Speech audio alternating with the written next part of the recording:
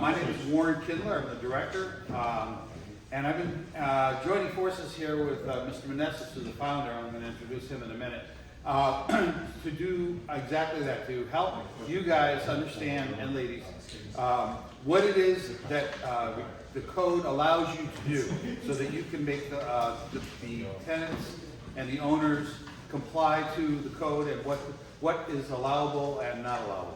Tony Whitman talked a little about his experiences in Lowell, and we want to welcome him to our organization as our initiation here. So, Tony, come on.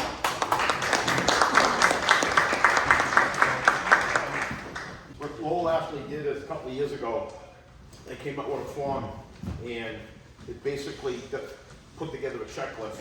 So what they did is, because there's so many 2 and 3 families and a lot of the fire escapes from the back of the buildings, when somebody pulls a permit and they're going to do a roof, they're now asking the inspector, when the inspector goes out there, to check the fire escape.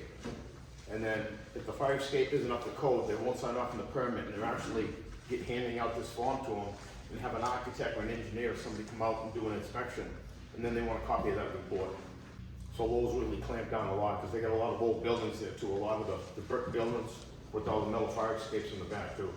Part of the 110 inspection though anyway, right? Yeah, but a lot of the departments don't have the manpower to actually go out and do the 110s. And a lot of the building owners won't call and do it because they don't want to spend the money.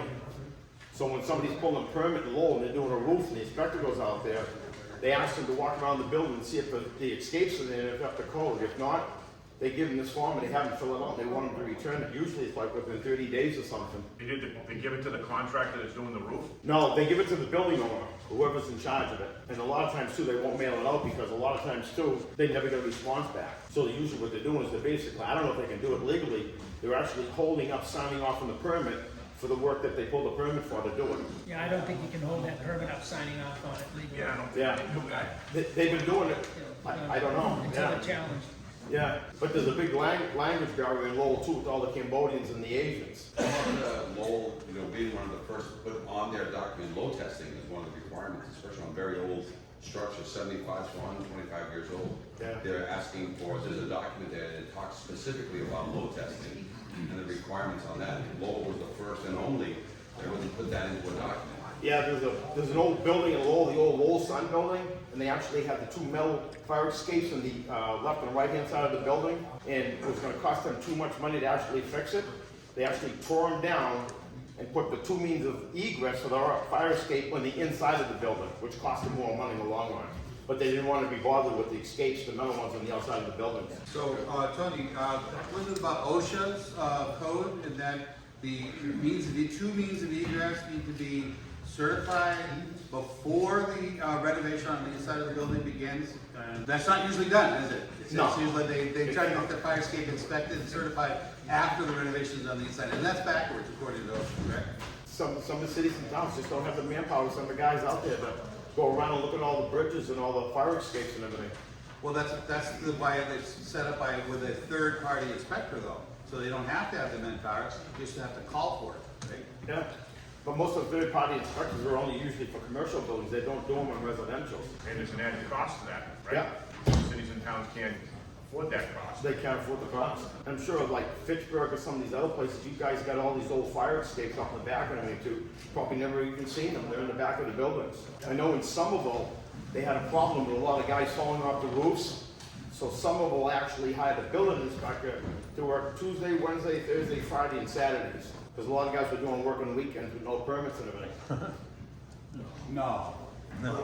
Well, after 3 people fell off the roofs and died, then they did something about it. Yeah. All right, well, thank you, Don. Showed you several codes here throughout the country. Some of them are more stringent and more thorough than here in Massachusetts, but we all learn from each other, right? It's a shared industry. This is a network of inspectors throughout the country, and this is how we grow, is see something over here that improves this and see how we can add that here and add to it. But having done all of these different states throughout the country, I can tell you Massachusetts has one of the best fire escape inspection codes out there. So in that note, I'd like to bring up Mr. Meneses here, who's founder of the National Fire Escape Association and has great experience to share with you. Cisco, you have it. Thank you, Peter, for bringing us here. I think we've done this before, guys. I think this is either our second or our third time that we've done something in Leominster. I believe another class I did a few years back was in another location, not here, but we have done Leominster before, right? Yeah, long time ago. A long time ago. So, thanks for having us back. So, what we're going to do right now, guys, is we're going to cover just what happened to this industry. It doesn't exist. You know, to find somebody to look at your fire escape, you're going to have to, first of all, find a structural engineer or an architect that has insurance and wants to even deal with these things at 75 to 125 years old. You don't want to deal with it. So every now and then you're forced to work with an architect. And even they have to deal with the insurance and the liability associated with it, these things that are 75 to 125 years old. And then you have others acceptable to the building official. Just to give you guys an existence of what's going on here, in the country there's only one fire escape company in the nation. And you're looking at it. Now, there's other people you can use. So you can bring the architect, the engineers that have some skill set there. You can bring the ornamental iron workers in your area to, you know, deal with the fire escapes, and that's who you now have available to you. You have to use the one guy in the nation, or you can say, no, I'm gonna work with this architect or this engineer or this other acceptable to me, and this ornamental iron worker, this welding guy, which by the way, it's against a lot of weld on fire escapes. I don't know if you knew that. You can't weld a fire escape. This is a bolted connection fire escape system. So we're going to cover. So let me just give you some of the laws that exist out there, just so you guys can understand that. In Massachusetts in 1975, it took a death, took a fireman dangling in Back Bay, all right, on Marlborough Street, and it took a picture of him that won a Pulitzer Prize. But when the ladder came up for him to remove a woman and a child from the 4th floor, the fire escape just collapsed under him. So he grabbed the ladder of the fire truck. So he dangled. He's still alive today, this guy. I think they celebrated 40 years or something like that, 40 or 50 years of this guy. Then there's the Pulitzer Prize winning shots of the woman and her niece falling through the sky. And he had one of those cameras that just took, you know, tons of pictures. And then at the last second, he turned away, and that's when the steel, the iron, killed the woman, but the niece landed on the arm, and she survived. She's still alive today. It's because of then that all of a sudden in the IBC, Boston said, you know what we do? We're going to make people look at these every 5 years. And then it took off because of a death. And then it went, I'll show you some of the, we're going to get into this very quick, some news stories, which you guys will like. It's usually involving injuries or deaths. But that's in 75, that's how long the IBC, you know how many other states in the IBC has a 5-year rule?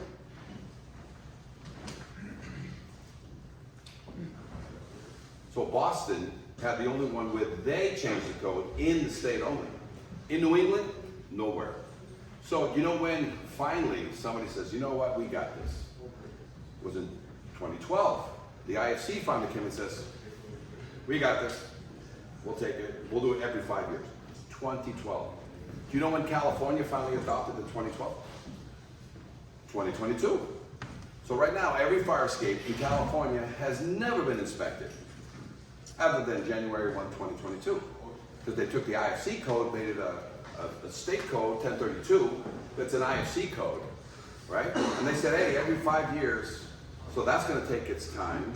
But just so you know, fire departments are doing a better job than building departments, except for Massachusetts. You guys have had this code since 75, but it has gone up, it has gone down, and it usually involves an injury or a death of a fireman or a tenant, and then you guys get yelled at.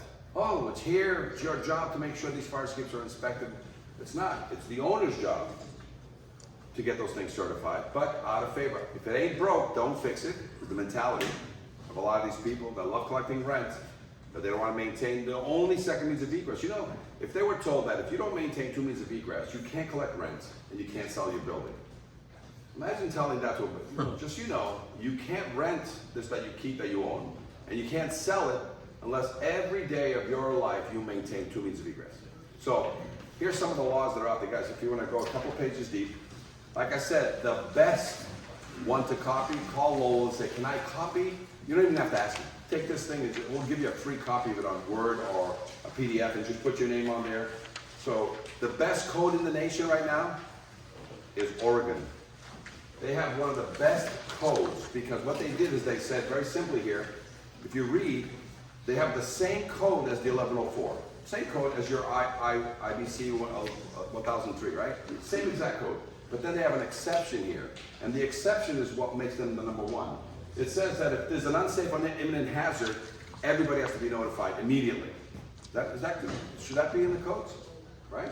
Oh, it also says here that posting on all fire escapes. It said, hey, can you tell my firemen that the fire escape is in good order, 7 to 10 feet off the ground, permanently attached to the fire escape? Can you just put something there that my firemen, when they arrive, there's no question that they can get on this fire escape. And even the tenants, they can read what year's next, they can do whatever needs to be done. Otherwise, if there's a deficiency, can we put a yellow tag on it, say it's under repair but functional?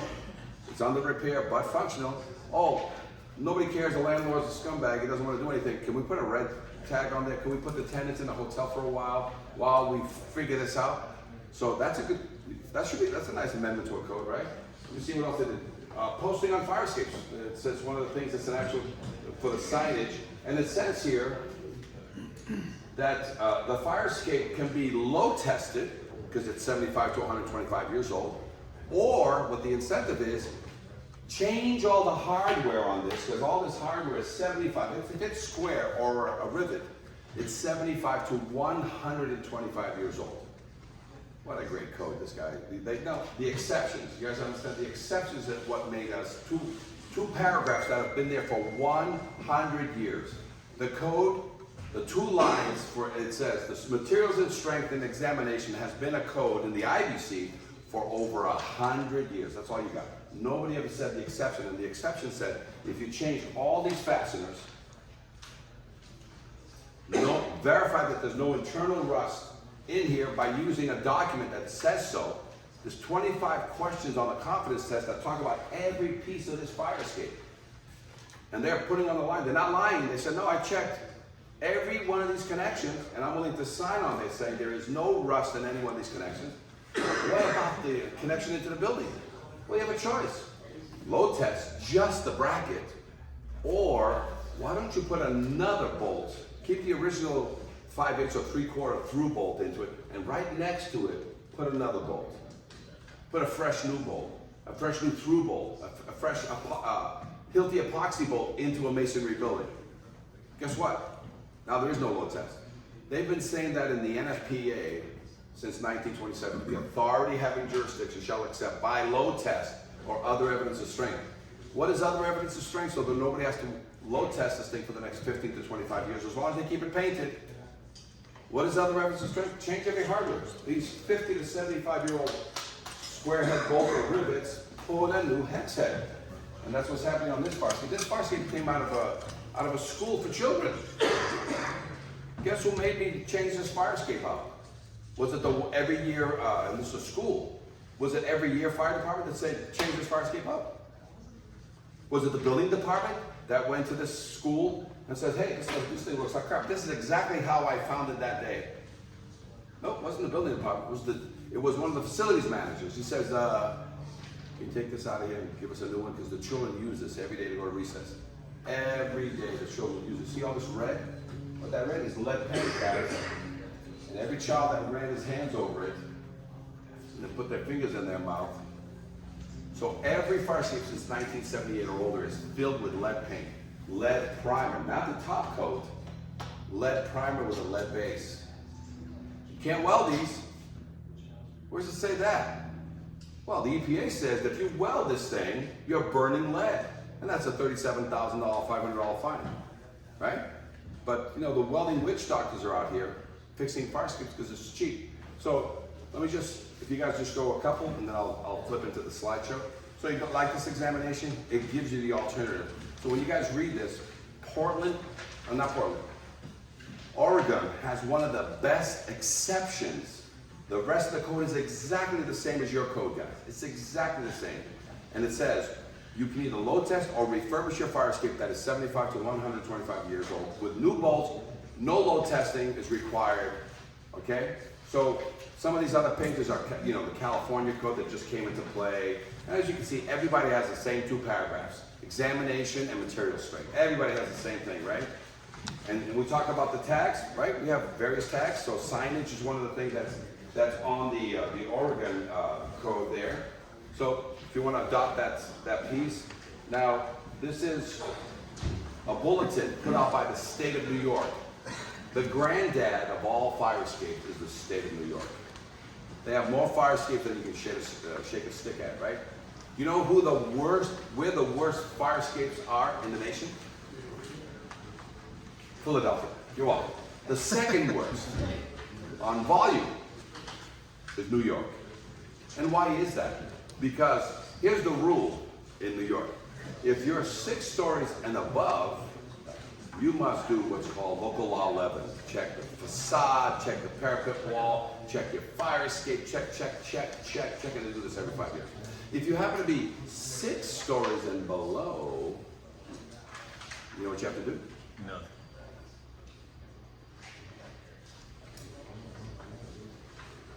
Oh, I have a fire escape next to a 7-story building. This guy must inspect this fire escape. This is a 6-story and below. This guy, in all of New York. So New York by volume, and believe it or not, the empire of New York City I'm talking about. Because once you step out of New York just a little bit, 5 miles, and you get into New York proper, things are back to normal.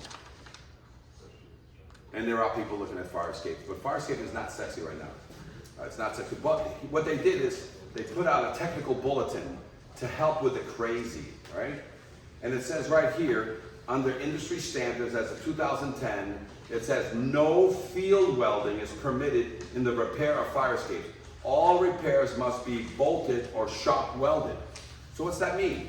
I can take this railing back to my shop, weld bars back on it, avoid the fact that it's full of lead paint. That's another story. That just came out recently, where you can't weld anything that has, you can't burn anything that has lead.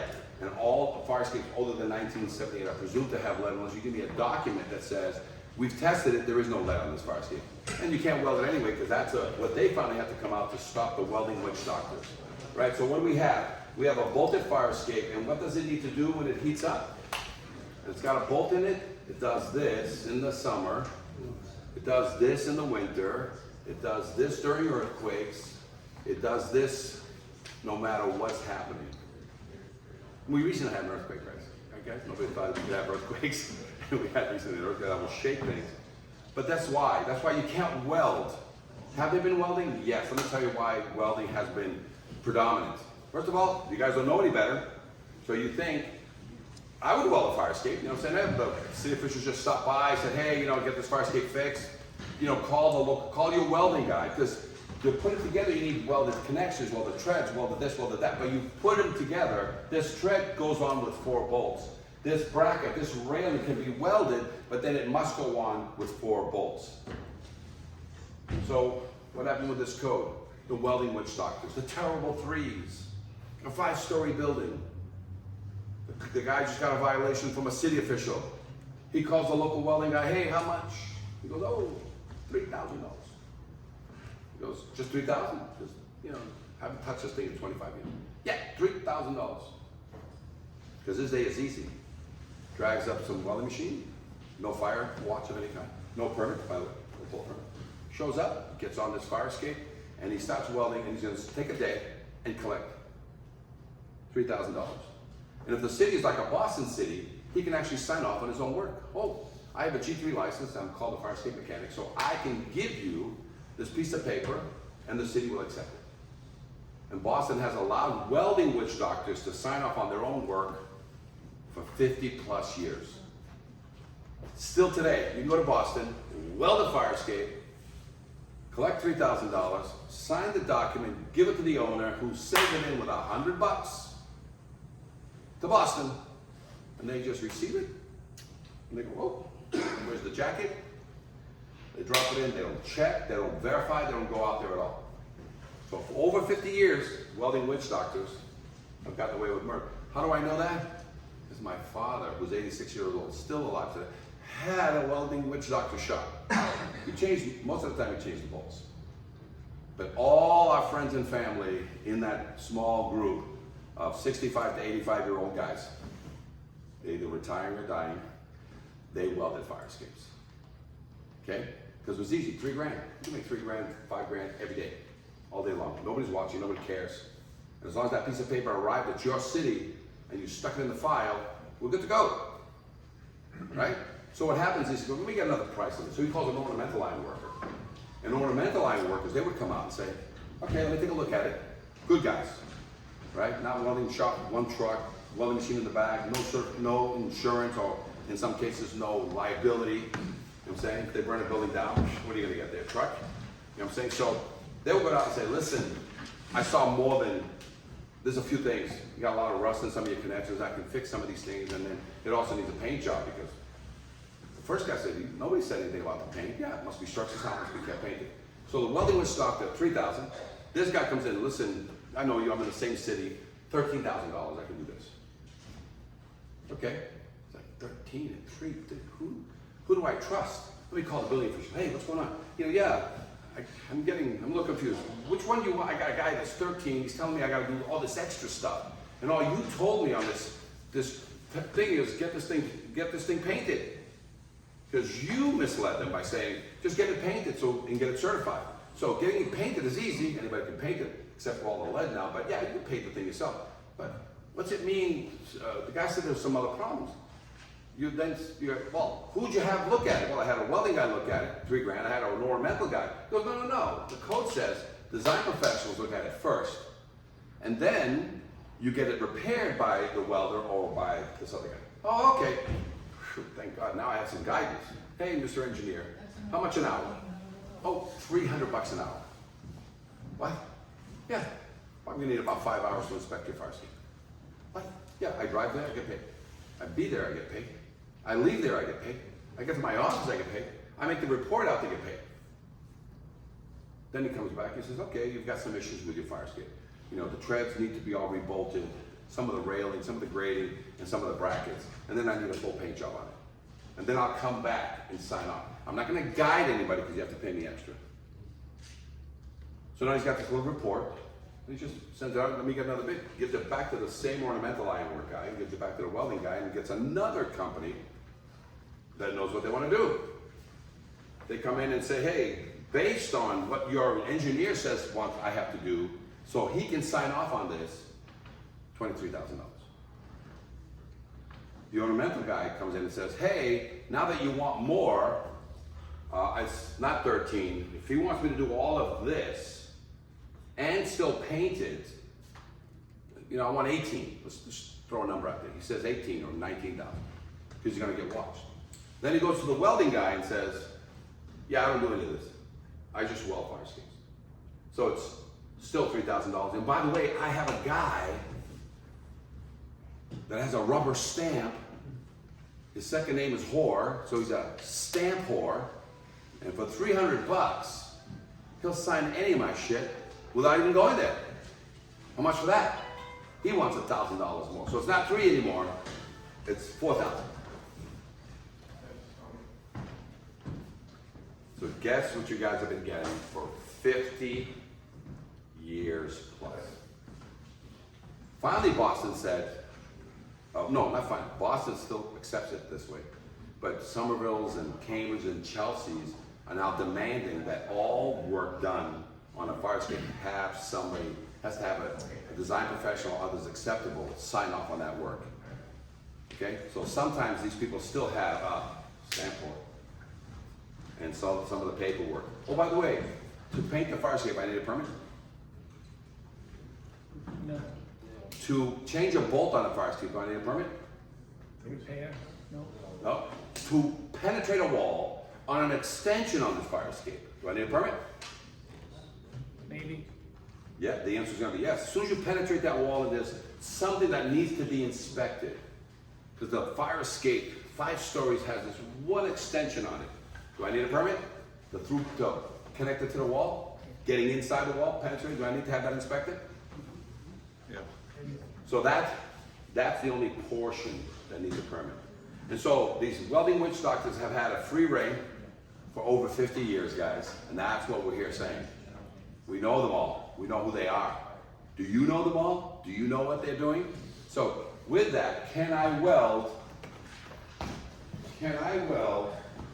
this connection or this connection that has rust inside? And I have a welding rod. Can I just weld this?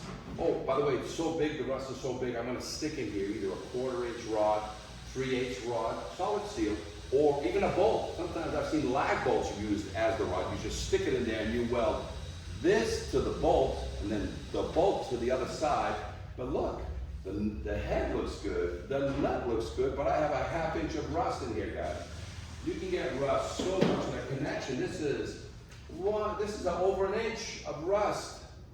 You know how rust grows? It needs to eat one side of the steel, and it's got to give way. Look how thin this is. So it needs to do that, and I can grow rust inside a connection, and there's your sandwich. And the bolt that used to hold it, you know what it looks like inside? That's what it looks like inside. I can use this as a stylus, so I can write things on a piece of paper. That's how thin it gets. But it looks great. The head looks great, or the nut looks great as it passes through this. And this needs iron to grow 1 inch or 1/2 inch. It needs this metal, it needs this metal, and it needs the shaft to eat and stretch it out like spaghetti. So this is a rust sandwich. This is called rust jacking. This is what rust jacking is when we take our break. You guys are welcome to come in here and look at what rust jacking is. This is what kills tenants and kills firemen. You step on this tread that has a 1/4 inch, 3/8 inch of rust, and as soon as you step on it, you're going to take a header. So that's what we have here. The welding, these things, I can use this if we have ink blots, we can write our names with these things. Well, you don't see these. The only way you can see this is when you load test, or if you're worried about the through bolt, you just forget about that. I don't have to open up a building to go verify that there's a connection, or load test it. Just put another bolt next to it that's tying into the building, either with a plate on the back, or it's a Hilti epoxy bolt. I don't have to, it's other evidence of strength. Questions? I'm sorry, let me just make sure. So do you guys understand, in Massachusetts, this code doesn't exist. This is the grandfather of fire escape saying, hey, welding guys, it's against the law for you to weld a fire escape. I can take this entire fire escape back to my shop, weld the hell out of everything, the treads, the rails, just weld everything in a shop. Bring it all back and put my railings back on with 4 bolts. Put my welded treads back on with 4 bolts. Pull my grating and my anything back with 4 bolts. But can I weld a fire escape shut in the field? You guys know in 2014 they killed 2 firemen, right? On a fire escape in Boston, Back Bay. The guy was welding this side, yet he caught the shed on this side on fire. They all took off, and the firemen inside of this building that was now burning 5 stories, they got caught inside because that day there was 60-mile-an-hour winds. And as soon as they smashed windows and did whatever they do to air the situation out, they were caught. That's what killed them. Okay, so let me see if there's any last minute stuff. So, can I weld fire escapes in anybody's city? No. Is it against the law? Is there also a fine from the EPA of $37,500 fine for anything older than 1978? Are these laws that exist? You ever going to see this law in Massachusetts? Doesn't have to be in Massachusetts. Somebody did this for you already. And they said, hey, welding witch doctors, you can't make any money because they charge how much? Every day? There's no inflation in those guys, by those guys, just so you know. The magic number continues. It was 20 years ago. Guess how much? Guess how much it is today? 20 years from now, guess how much it's going to be? Maybe 6 times. I don't know. The guys, the welding witch doctors get in. There's no permits. You're never notified. All that shows up at your location for that building that you wrote a violation on is a false piece of paper from a Stamp one. That's a double check to see if you're paying attention. Guys, the best confidence test in the nation, Lowell. Okay? The best IBC, call them. We did tons of classes up there. How many classes did we do up there? Maybe 5 at least? 4. Yeah. That's before they kicked you out. So, guys, best one. And what is that? This is 25 questions that will scare the living bejesus out of any engineer. You give this to an engineer, this is what you do. As soon as you get something from an engineer, says to the best of my information knowledge, believe the fire escape is ready for its intended use today. In whatever city you're from, keep it, stick it in the file, send them a copy of this, or have this on your website. I think Worcester's here, right? Yep. Worcester, you guys have this already on your website, your confidence test. It scares the hell out of everybody. We just did a class for you guys just in January. Yes, you did. At the end, and they have another program going on now, which is all the apartment complex. We've got some new program that you guys are rental registry. So guys, we just finished doing a class with these guys. It's already on the website. You already saw it up there. So any newbody come in, you just make them watch this class, right? Yep. So let's see if there's anything else that you guys should be. So a lot of stuff here will help you get the guidelines. Lowell. Let's start the class. Questions? Anybody have questions? No questions? All right. Let me throw some things here, guys. We'll take a little break once we get to the 1:30 2 o'clock range, or do a little 15-minute break, and then we'll just rapid fire to the end. And this is a conversation back and forth, guys. So what that means is you guys ask questions. If you don't agree with me, and that's why Tony is now with us, because we don't want to fight this fight anymore. And if Tony doesn't know the answer, then we're going to say, Tony, Jesus Christ, just the answers. Tell these guys. So if it's a code question and I don't know the answer, my job is to have somebody. That's why we brought him aboard. Over 20 years or more in the IVC side of things, and he's here to help us make sure that we're saying the right things the right way with you guys. So, oh, by the way, in Worcester, we happened to be in Worcester that day, and just before the seminar, we saw this fire escape. Hey, it's Cisco from the National Fire Escape Association, taking a look at a fire escape that we were asked to just take a peek downtown, see if we find anything of interest. Let's take a look at this fire escape. This is a big monster fire escape on this building, and I believe it's the music hall. May not be, but I believe it's the music hall. So let's take a look at some of the things that you first look for. The first thing you look for is it must be structurally sound, must be kept painted. More important is that it's kept painted. So let's look at that first. If it hasn't been kept painted, in order for it to look like this, you have to ignore it for anywhere from 25 to 50 years. Not 15 to 25. 25 to 50 years, you have to ignore it. Nobody's touched this.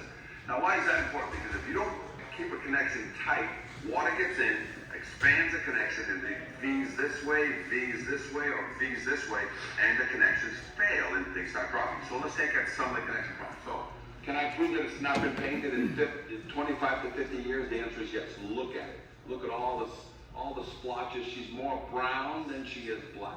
All right, let's take a look at the tread, which is what tenants used to get out and what firemen used to get in. So look at the treads. Look at them. Let's look at them. They look. Oh, by the way, can this come down in this snow pile? It can't. So right now, they're blocking the ability for anybody to exit out of this. Okay.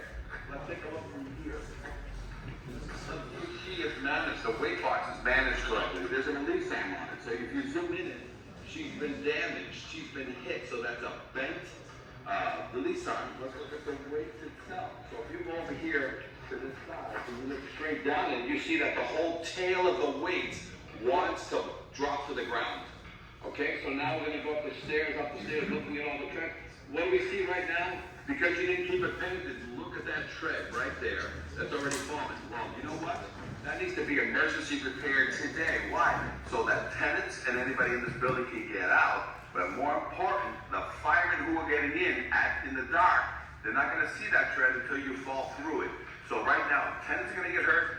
Firefighters, first responders, you're trying to get through this, they're going to get hurt right away. So let's take a look at the rest of the structure. I see the gussets. The gussets on the corner of the railing up there, of the platform. Rust jacking, 1/2 inch to 3/4 inch. With the naked eye, I can see that. Now, if you come over here, and you zoom to that platform up there, and you zoom to the back, look, there's 1 inch of rust in that back corner. See it? Look at that. So that's a life safety concern, because that's holding it towards the building.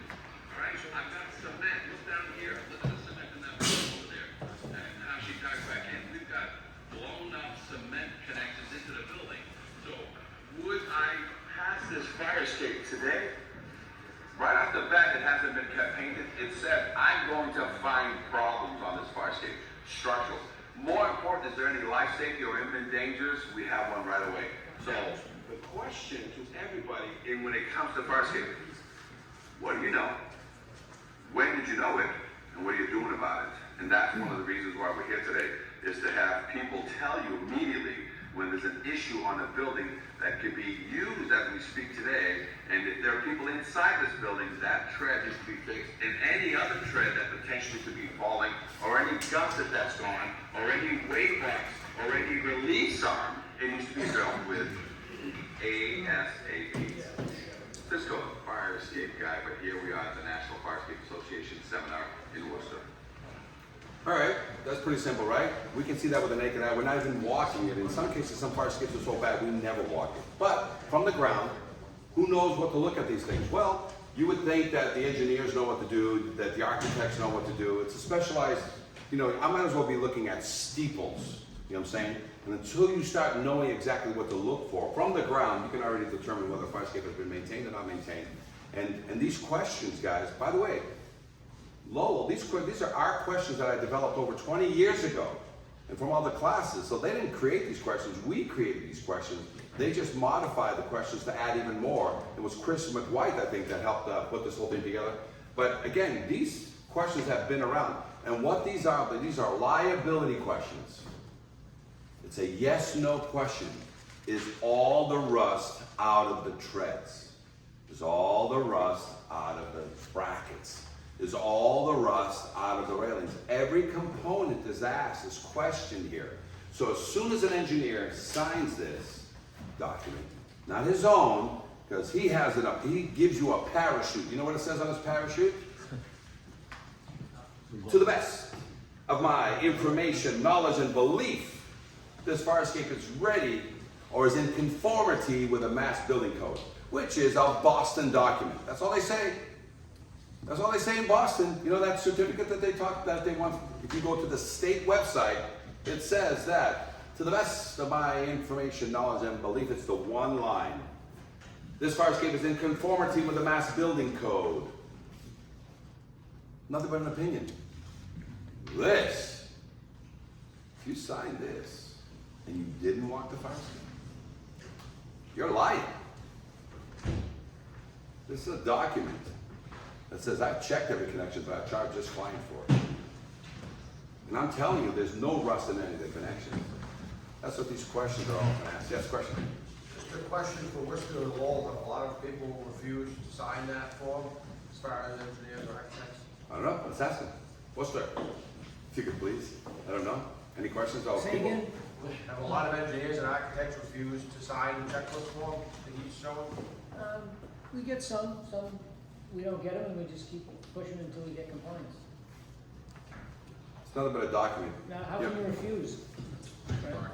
Again, It's just a checklist. That's all it is. There's nothing there other than keep it to a general question. Some of them have their own checklist, and I say as long as it lines up with what is the standard, what you guys have. There is no. I feel happier with that. There's no Massachusetts standard. We just suggested this to the state. We suggested this to Boston. They haven't adopted this. So every city, if you want an industry standard checklist, that's all Lowell did, and that's all Worcester did. Lowell already has a version of this, like 2 generations ago, correct? We have the Worcester one, and we even at the Worcester class, we said, hey, Worcester, you should get the most current one, right? That was generated by Lowell, and it has same questions but better. They closed any little loopholes, any little holes that they could hide in them, right? And in Boston, if you're a fire escape mechanic, means you're an ornamental guy, and all you've done your whole life is railings and window guards. And somebody taps you on the shoulders and says, hey, did you know that you and engineers can sign off on fire escapes? They're gonna go, I can? Yeah, in Boston. How much? Oh man, there's 8,000 fire escapes in Boston. Yeah, I want to start signing off on this. You know how much work there is in Boston for engineers to inspect fire escapes in Boston? Yeah, man. Because that group of ornamentals, man, once they got the power of being an other, and no ramifications, nobody checking, no permits, nobody watching, dude, you know how often $3,000 is the answer to all your problems? And they don't need a stamp. No, stamp for. You don't need a stamp for it in Boston. And before, for a while there, stamp for, you didn't have, you could use your G3 in Chelsea, Somerville's, Worcester's, you know, because you just would show that, hey, I do this in Boston, and they were, oh, okay, until they realized that these guys were double dipping and showing up with welding machines. They weren't fixing fire escapes or restoring them, they were just welding them with a guarantee that in 5 years, what was gonna happen? Sadly. They were gonna fail. The very weld that I put together, why? Because the rust kept growing. Can welds hold rust? No. So I'll see you in 5 years. You may pass, but most likely you're not gonna. But in 5 years, it's another 3. Oh yeah. Well, so it's an annuity. It's a fire escape rust annuity that these welding witch doctors. And you know what God's plan was for these welding witch doctors? Death. Just death. And so sadly, a lot of these guys have died off. COVID helped a lot, it accelerated a lot. But still, the children of these welding witch doctors are still out there, guys. How many people here have written a violation on fire escapes and a welding somebody showed up in your city? Got it? So, the law allow welding guys? The EPA allow welding guys? Can a welding guy change bolts? Sure he can. That's it. Hey, welding guy, why don't you go and make 13,000? Why don't you make 23,000? Leave your welding machine at home, change every one of these bolts, get rid of all the internal rust. Oh, by the way, welding guy, you can't fill out the confidence test. We need somebody that we trust. And you'll catch these questions. Okay, well you have a design professional, which is a architect, engineer, and others, a competent person. Yeah, competent. Now, if they can show to the building official, a welding guy, that I know how to put bolts in, I don't think you're correct when you're saying they can't. No, the other, you just described the other. If all of a sudden you accept an other as a welding guy who is changing bolts and not welding and doing, sure. Other could be a lawnmower guy. Right. You can pick anybody you want, as long as they're competent, meaning that lawnmower guy on the side has been fixing fire escapes correctly in your city. Others huge. Where is the code that's showing, or the law that's showing you cannot weld in situ? In Massachusetts, it doesn't exist. It's only in New York. 49 other states don't have it anywhere, and I've looked. I'm an expert witness on a lot of fire escape injuries and fatalities, right? You're just saying it's illegal. I didn't say it's illegal. I said in the state of New York, which is the grandfather of all things fire escape, to stop the welding witch doctors in January of 2010, they put out a technical bulletin to all the fire officials and the building officials and said, it says right there in the code, that's why we gave it to you as a copy. You don't have to enforce it. We're just telling you that it's already killed many people, but also killed 2 firemen in 2014. I'm sure you all remember 2 firemen dying because welding guys started welding on one side fire escape. It caught a shed on fire that burnt the neighbor's house down 5 stories, and those guys took off. After the fire, they took off. It's on Channel 7. I think it's actually going to be one of my pieces here. But it's in the code. It's in the New York code, guys. And we're just bringing. I just told you guys that the best code is in Oregon. You don't have to accept it. But the exceptions help you explain your 2 paragraphs that have been there for 100 years. They don't go into what's other mean. I don't know. So as soon as you take the NFPA, overlay it with the IBC, overlay it with the IFC, guess what you get? You kind of get a good idea. But just I've been teaching class in Oregon for almost 15 years. You think I got invited to the party when they added exceptions to the code? I found out just like you guys are finding out. One day, I'm talking to the state fire marshal and the state building inspector, and he mentioned that in 2022, there's a new code. And I was asking a question that was different than the question I was asking, and then they showed me this code, and my head almost fell off. I'm like, it was an aha moment. So, do you guys have to follow Oregon code? No, but Oregon code explains what they were supposed to do in the NFPA. It explains what was in some of the IBC. It explains, and they just turned, and it's red. It's called exception. But it does talk about you know, tags. It does say, hey, tag everything. Let these people know that the thing is okay or not. It does say other evidence of strength, so it says you don't have to load test. You can skip the load test. Just refurbish your fire escape. It's already old, man. The metal is fine, but the connection is suspect. So just change it out. Make sure there's no nuts, no rust inside the connection. All right, you guys ready for another one? Questions? So, how do I know this? I've been at this over 50 years. My dad dragged me into being an iron worker in 1971. Okay, guys? So, how do I know? I've been doing this for that long. So, you know, the keys, that is, as I started gathering all this information, looking for fire officials and building officials, primarily building officials, to tell me what to do, you guys didn't know what to do. Not because you were ignorant, it's just that you guys thought that this industry would self-regulate and self-teach. It didn't. That's why I founded the National Fire Escape Association. We teach this class nationwide. You go on YouTube, you'll see 1,700 plus videos of me inspecting all over the nation. Why? Because other people needed to learn this. You guys understand? So if you don't put things down, things can happen.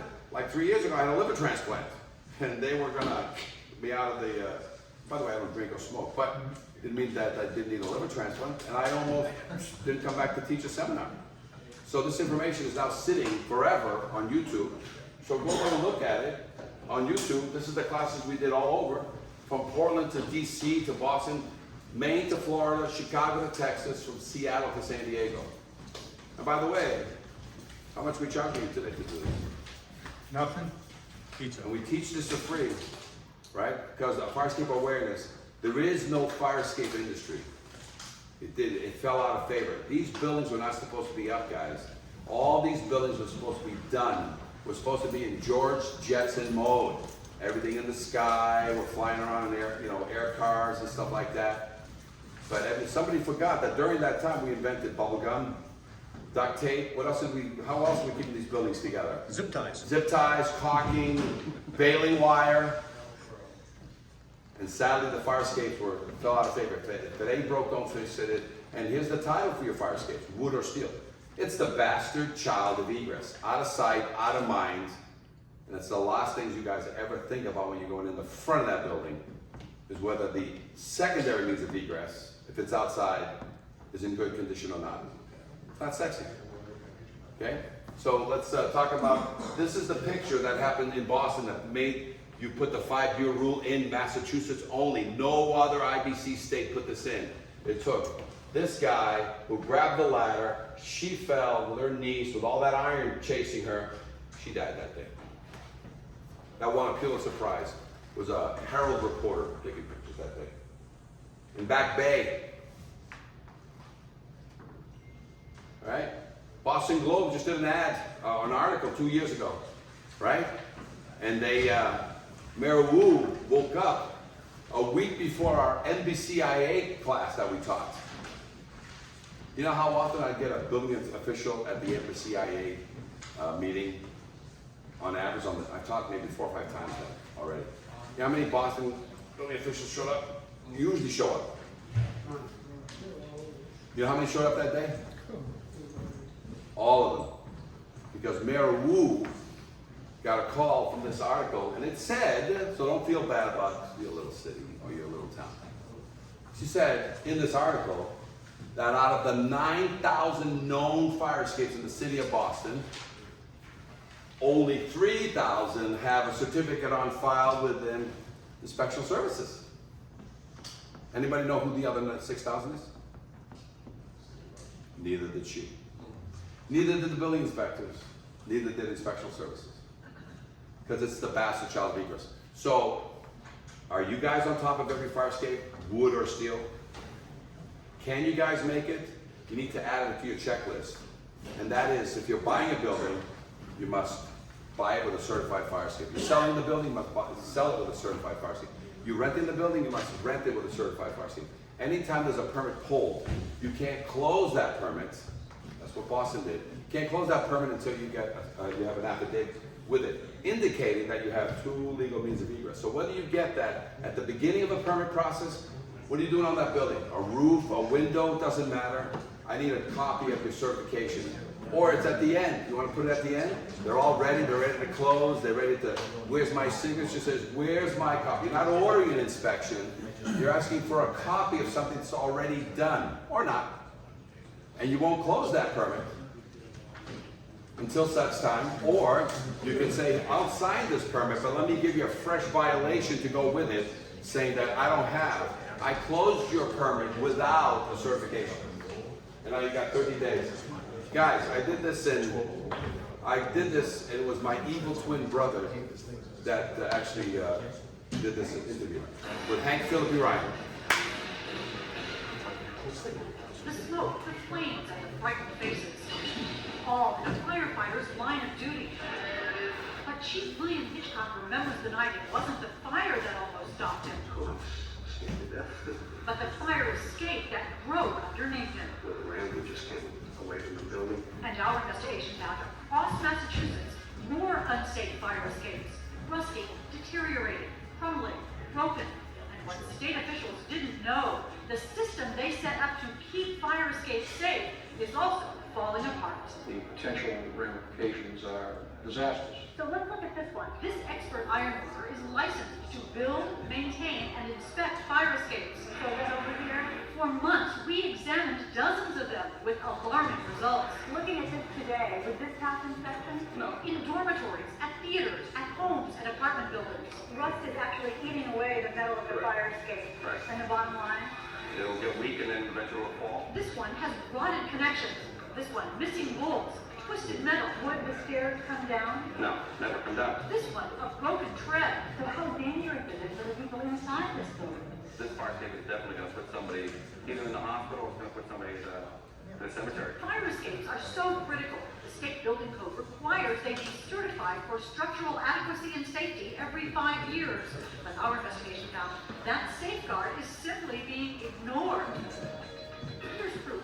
We chose fire escapes at random in Boston, Somerville, Cambridge, Worcester, and here in Quincy.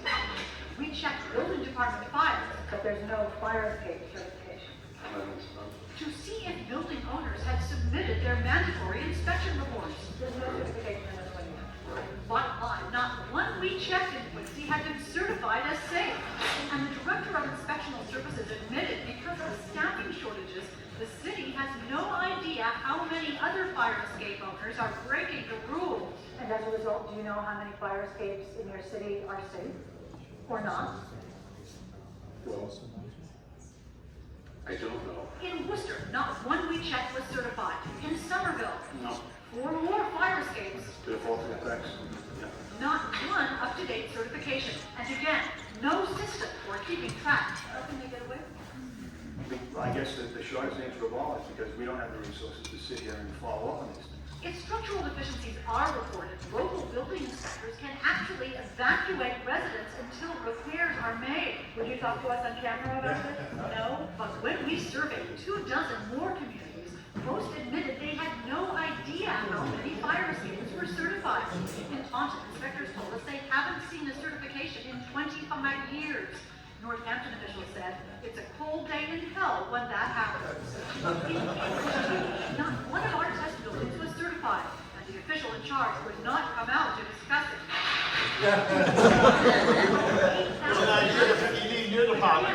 Closed. Not one we checked was certified. Officials know they are required to enforce the building code, but they admit they don't always know if owners are breaking the law. The building code is being ignored. Right, but it's difficult to write a violation, you don't have knowledge of something like that. But state officials say for a critical issue like this, communities should know. And they warn, the Massachusetts building code is not optional. Does it worry you that these fire escapes are not being certified? This is an important issue and should not be ignored. That's because after the smoke and flames begin, it'll be too late to learn you've got no way out. I can't stress enough that these things have to be maintained and someone's going to be watching. As a result of our investigation, state officials will now issue an alert to local inspectors. Meanwhile, if there's a fire escape on your home or office, you can contact your local building department to make sure it's properly certified. In the newsroom, I'm Hank Philippi Ryan. She looks good, doesn't she? Yeah. Man, really? 15 years ago. You know when this was? She came and did this with me when there was the station night fire. Anybody remember the year of the station night fire? 2004. 20 years ago, my evil twin brother there had, with hair. Since then, he's lost all his hair and I'm the clone replacement for him. But guys, 20 years ago I did that. I've been beating this drum for 20 years. Fire escapes are not sexy. Fire escapes are not going to be at the top of your game. But all you need to do is just add it to your checklist, both fire and building department. Just add it to a checklist to say, before I'll let you occupy, before I'll let you reoccupy the building, before I let you close out this permit, before I let you apply for permit, just add it to a checklist. You can rent, buy, or sell any building in Massachusetts that doesn't have 2 certified means of egress out. Right? And you know how many times I get people who just bought a building and a year later they're asked to do certification, that we make them go back and sue the previous seller's agents, the previous seller, and force them to fix the fire escape because it was an unknown, undisclosed. So you guys can easily not have to think about it if you know that every building cannot be sold, bought, or rented unless it has 2 certified means of egress. It's the law. Not all buildings need to. Well, tell me a little example of which ones don't have to, because you're right. What are they? Not apartment buildings sprinkled. A what? There are exceptions for apartment buildings sprinkled. Correct. You only need one in, and the building must be sprinkled, right? Whose law is that? Law? Yes. It's fire. It's in the building code. Right, but it's one of those that the fire departments have throughout the country. It's in the building code. Right, but I'm just saying that's one of the main things that a lot of the very few are sprinkler. People have a choice: put a fire escape on, or put sprinklers into it. Yeah, most buildings are old that have fire escapes, so Yeah. they're probably not sprinkled, Right. So that's the key. No, they just have a choice. Sometimes in the negotiation stage with building and fire, they're like, dude, you have a choice. If you just sprinkle the whole thing, you don't need that second fire escape. But you need one or the other. Second means of egress, or you have a sprinkler, or you're going to sprinkle your building. Now here's for the insurance side, because we've got this coming up on the insurance side, on a building that we went there and looked at, and all of a sudden they didn't have a fire escape, they needed a fire escape. And we're like, why do you need a fire escape? Your building has a main entrance, your building does have sprinklers, why do you want a fire escape? Guess what the owners tell me? Insurance company.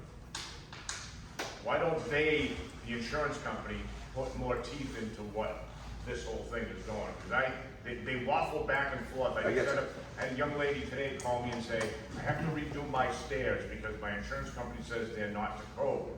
I went and looked at it. It was a platform that was less than a foot off the ground with 2 stairs. So they're going after small pennies, but leaving the big ones out there. Totally agree. And by the way, the pre-existing non-conforming code has it's very gray, right? But at the same time, it is what you use. And sometimes the insurance companies are bringing out these AI kids who don't really understand the code, and they think everything they see that is not the code is not pre-existing non-conforming. So I tell people all the time, you have rights on a pre-existing non-conforming building to maintain it indefinitely. Now, if there's a change of use, things change. But otherwise, if you have a pre-existing building with small stairs, short hallways, whatever the situation may be, and it was permitted back the day that they built it, nothing illegal now, you have the right to maintain it. And sometimes the insurance companies is somebody who hasn't been there for long, and they read the book and they apply it accordingly. And so it has to be brought up to code. The answer is we always tell them no, but insurance companies are, they're hiring younger and younger people. Question. Really, all they care about is the money, so they're looking at the claims and they're looking at what's a lot of, like they're doing roofs over because the leakage. These stairs is because somebody's tripping and they're suing the company. If you die, they don't really care because there ain't that many of them and they don't cost them a lot of money. It's all about the money. Just so you guys know, in all my, I'll give you a couple of examples. I brought in over $150 million as an expert witness on fire escape injuries and fatalities. One of my biggest clients was actually LA hired me because they were getting sued for $50 million because somebody got electrocuted on a fire escape that had power lines from their power company within 24 inches of a fire escape. and the guy survives. They didn't pay 50, but they did pay 30. Right? So, are more and more claims coming? The answer is yes. Okay? So let's take a look at a couple more that I'm going to let you guys break in 5 minutes. Let's see what else I have here that's going to be important. Oh, this is a good one. Ready? Take a look at this shocking fall caught on camera in Hyde Park, and we do want to let you know the woman in this video is going to be okay, but definitely a terrifying ordeal for her today. NBC 10's Mike Manzoni joins us live from Hyde Park now with a closer look at what exactly happened there, Mike. It all started on the top deck, and that's when the woman walked outside this afternoon and seconds later found herself on the ground several stories below after crashing onto a car. And tonight, investigators are trying to figure out what exactly went wrong. This dramatic video shows the moment the Hyde Park woman fell through her third-floor staircase. Third floor. Crashing onto the deck below before heading over a railing head first and landing on a parked car, leaving this dead. It all happened on River Street Friday afternoon. I heard a loud boom, so I thought it was a car accident. Neighbor Ariel Davis rushed over to help the woman. She found her banged up, but otherwise okay. So I went out and I saw my cousin's friend like on the ground, so I ran and to see what happened, and like the stairs was collapsed and like she was on the ground, so I helped her up and she had like bruises and stuff. We spotted city building inspectors taking photos of the mangled deck. The district fire chief has concerns and questions. Just by looking at it, anyone can tell that the craftsmanship isn't correct. It's still unclear why it collapsed, but it has had problems in the past. I notified the building department to come by and scrutinize the building.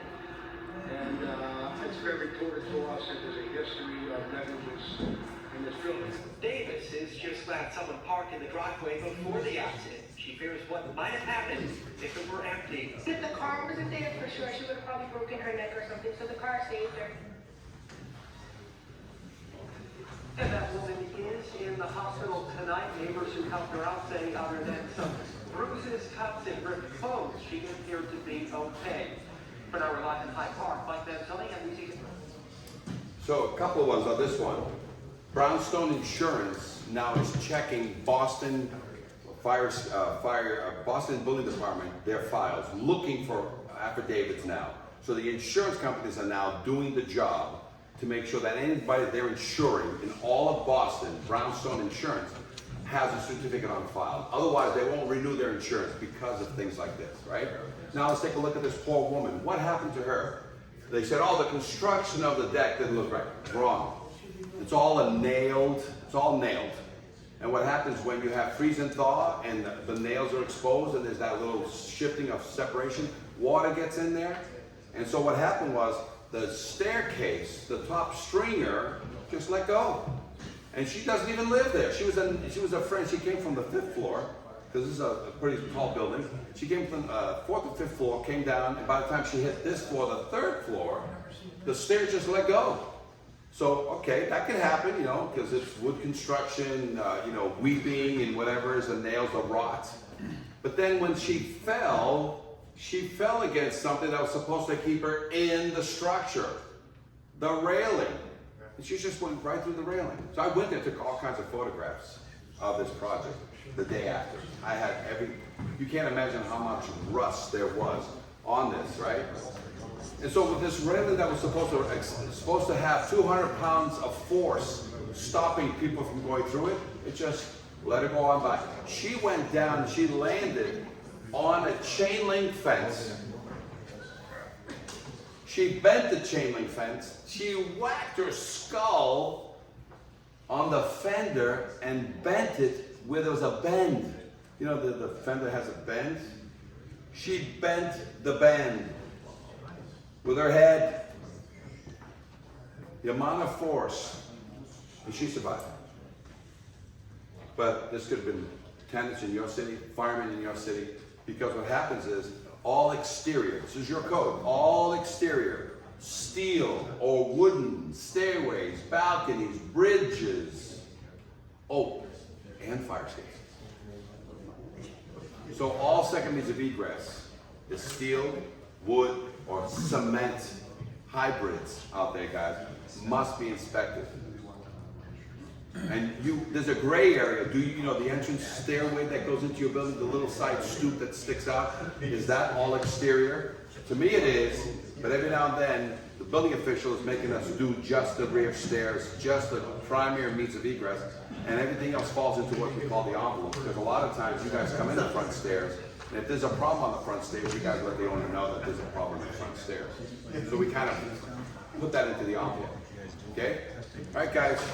Right on the button, 1:30. How about 1:45? We all come back here, and if we have more questions, we'll continue with the seminar. So what? 15 minutes. Thank you. Everything that we need to learn about what went right, what went wrong, who's doing it right, who's doing it wrong, it should come from these questions. Their job is to stump the fire escape expert in codes, in questions, in repairs, in restoration. Let's see if I know everything I know in order to have the right to teach such a class. First question, anybody? And by the way, we have rust here, bolts, examples of anything that's rust, welding. We have everything here, for example. We have also, you know, the Dog and Pony show, we have a piece. This is a 100-year-old fire escape, and all the right things and wrong things were done to it, including lead paint. So they have a question. I'm going to point to the fire escape, I'm going to point to the table over here, or I'm going to point to something in the code. Can you guys stump the fire escape guy? First question, go ahead. Yeah, from the fire department's point of view, safety for our men is the very first thing, men and women. And we want to know, how are we going to know if a fire escape is safe or not by when we arrive at the scene of a fire? It's a great, you don't know. But in the country, especially California, all fire protection equipment must have a tag. You have an extinguisher, tag it. You have an alarm, tag it. You have batteries, tag it. You can have a fire escape tag. So let's do it for instance, right? Mm-hmm. Your guys show up in the night, it's smoky because this thing's so weird. They look at a fire escape and 7 to 10 feet off the ground, it has a white tag.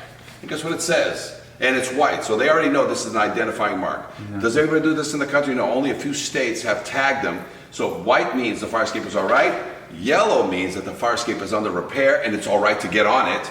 Red means, red, you're dead. So we have an answer for that, but not every state. But all fire protection pieces of equipment in California must be tagged. Okay. The rest of the country, no.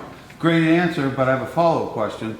No tag is on the fire escape. Now, we're at more risk. But seconds count. How are we going to get people out of the building or get our guys to the Take a risk. And so what are the signs we were looking for then if we might be safe, or might be dangerous? Well, you want to look up. If you see any dangling treads, don't get on it. If you look up at the fire escape and it's not black, shiny black, or a shiny color, and it's all brown, you're better off fighting the fire. So as you guys know, surround and drown. So fight the fire from here, and the people that are on it, they can come down. But sadly, being an expert witness on a lot of fire escape injuries and fatalities, so many firemen are hurt carrying a tenant down in the fire escape like double the weight. Yep. So. Any other questions, quick? Now, how do they get away with Boston of going out and just doing spot welding on all these units? All the companies in Boston. And that's exactly what it is. They're getting away with it. We call them the welding witch doctors. Welding witch doctors, it's the terrible threes. And the terrible threes is just when somebody goes out to a fire escape and they tell the owner there, you either have a $3,000 problem, a $13,000 problem, or a $23,000 problem. And guess which one they're going to pick? And if nobody's watching these welding witch doctors, which cause death, as you know, what happens is these welding witch doctors can sign on the very fire escape that they have. This is not only happening in Boston, because right now other cities that surround Boston, Chelsea, Somerville, they demand that the fire escape be watched and signed off by a structural engineer only. So, but still in the city of Boston, a welding witch doctor can show up, pull no permit, and in some cases pull no fire permit, and they're gonna basically work on that fire escape, and then a piece of paper is given to the client. There's an exchange of $3,000 to $5,000, because welding witch doctors, you never pass. When you get a welding witch doctor coming out for free, you never pass. There's only $1,000, $3,000, $5,000 worth of work, and 5 years from now, guaranteed you're gonna fail again. And hopefully that welding witch doctor will get the call back, but they don't want anybody to know they were there. And a piece of paper signed in Boston, it's an affidavit, and it says very clearly on that affidavit, a fire escape mechanic, which is a G3 licensed guy, can sign off on their own work. Any other questions? Well, I have a fire question, and that is, we as fire inspectors don't really have any jurisdiction regarding the maintenance and certification of the fire escape. In But Boston, are there in still ways Massachusetts. that we can call out a violation or Sure. get it under scrutiny? So the IFC 1104.16 is where you would see that a fire escape needs a 5-year. But in Massachusetts, it's the 5-year rule under the IBC. So the IBC in Massachusetts still controls how those things get certified. But in the rest of the country, 40, if not more states, in the rest of the country, IFC took that over since 2012. The 5-year rule sits now in the IFC, but when you go to Boston IFC 1104, it says C 1001.3. Well, if we see a rusty or distressed condition fire escape, we're still gonna write a violation Oh, on you can that. still write a violation, but the final stop of it is in the building department. Question from you. Have you ever seen an inspector go out there and put them on the fire watch because the escape is all rusted and rotten? Never. As far as in Boston, if you're gonna be using a torch of any kind, Yeah. that's how some of these guys were fixing fire escapes. Or they were fixing fire escapes like this, very old, and instead of changing these bolts, right, what they were doing is they were welding the solution. They would weld the nose of this tread. And so, again, they were never pulling fire permits, and if they can get away with it now, they won't pull a fire permit now. Until It they takes get caught. time, you know, to go apply for it and have a guy sit there or not sit there because they're understaffed. Yeah. So those are the questions. Another question in related to. Has the fire department ever actually gone in there and inspect the inside, the means of egress window to get out onto the escape? We've never had it in my history. So when we inspect from the outside, what we do is we check everything, including one of our checklist items. Does the door and the windows look like they're gonna open? And so if there's a crack or there's all taped up or something going on there, we make it part of our questionnaire to say that your door and your windows seem like they're not gonna function. So we just need to take the liability off of us inspecting it. Yeah, because I've been in some of those units, you've gone in there, the means of egress window, and there's a bed pushed up against the window. Exactly, yeah. Yeah, we don't do anything inside. We have, it's from the wall out, and any window or door that gets to our fire escape, we have an outside opinion. The inside is handled by building or fire. Yeah. A question? Yeah, wood systems in the back of some of the apartment buildings. I know the code says the new construction, only fire-rated material or non-flammable material is what they're looking for in the code. What's the deal with the So in wood Massachusetts, the building code 1001.3 say all exterior, steel or wooden stairways, balconies, bridges, fire escapes. So fire escapes is way down at the end. And everybody ignores this first view. But yeah, so if you have a three families have porches on the back with stairs, that's their only means of egress. That entire system, whether it's made of pressure treated wood or not, needs to meet the same 1001.3. Now what occurs, as you know, and this goes back to you guys, that there's a sacred cow throughout the country, and they're called 1 and 2 families. And you have to go in there at night wearing dark glasses as you're looking at things. And try not to see something else. And try not to see something else. And that's the biggest challenge, right? Want a question about rust? How long does it take to grow rust? That'd be something that we care about, sure. Sure. So right now you're looking at what does a bolt look like inside a wall that you can't even see? And why load test? So here's a through bolt. Typical through bolts are either 3/4 or 5/8 threaded rod goes inside, and inside somewhere there's a piece of plate. And so this threaded rod to this piece of plate that picks up, you know, the 2x4s every 16 inches, or there's some blocking in there that's picking up 2. What happens is these things that go through, and there's a nut on the inside, sometimes these things rot out because water gets to them. What's it look like inside? Well, there's one here. There's an example of what happens to through bolts here. Okay? So this you'll never see. So what's the purpose of this? And this has a piece actually here that belonged. This is what broke. This is a through bolt inside a wall that was getting water all the time, but outside the rain that was hitting here was fine because it had paint on it. So here's what through bolts can look like if you let it go long enough. The bolts inside holding the fire escape, the only way we can verify that this is going is a load test. Right, and as we're running up to these fire escapes, we have no idea. Yeah, this thing is 75 to 125 years old, attached to the building or legs to the ground. Majority of these are through bolted into the building. I don't have x-ray vision. So a load test is the only way that you, on a 75 to 125-year-old building, is how you verify that the through bolts are in good order. Or to avoid load testing, because you changed all the bolts on the outside of the fire escape. When you get in, you change every single square head becomes a hex head, right? Every single one, tread. Remove all internal rust. Give it a good primer, give it a good paint, and you can prove to the city official that there's no rust in any internal connection. And they says, well, what about into the wall? So we said we can load test it, or take that load test money and just put next to this through bolt, which is nice and thick, but we're worried about it, it's nice and thick. We're worried about it, we say, no, let's put another connection next to this one. So we go and get a Hilti epoxy bolt, 8 to 12 inches deep. And in the masonry or the brick or whatever, we drill an 8 to 12 inch deep hole, 3/4 only. Yet we have this nice big old bolt, old through bolt sitting there. And what do? We just put it on, it's called duplication. As soon as you duplicate the connection, now I don't care about this, this stays. The new one is the one that I care about, and now I give that client a 15 to 25-year warranty that says you never have to load test this thing because it's called other evidence of strength. It's right in the NFPA since 1927. The authority having jurisdiction shall accept by load test or other evidence of strength. So as soon as I change all the bolts, as soon as I duplicate this connection into the wall, because I don't want to verify it, too much money to verify it, through load testing, or I just put another one right next to it. 6 inches away, there's a brand new one of these, mechanically fastened back to this one, and the angle of the bracket that's holding it, and we're good to go. So the next 15 to 25 years, as long as the client keeps painting it, there is no load test for 15 to 25 years. Another question. Well, in terms of load test, you know, I know the code says 100 pounds per square foot on platforms. I usually have 3 of my heaviest guys go up and down and jump on the staircases. That probably isn't gonna. Well, that's been the norm for everybody. Very rare do we find building inspectors load testing fire escapes with 3 fat guys.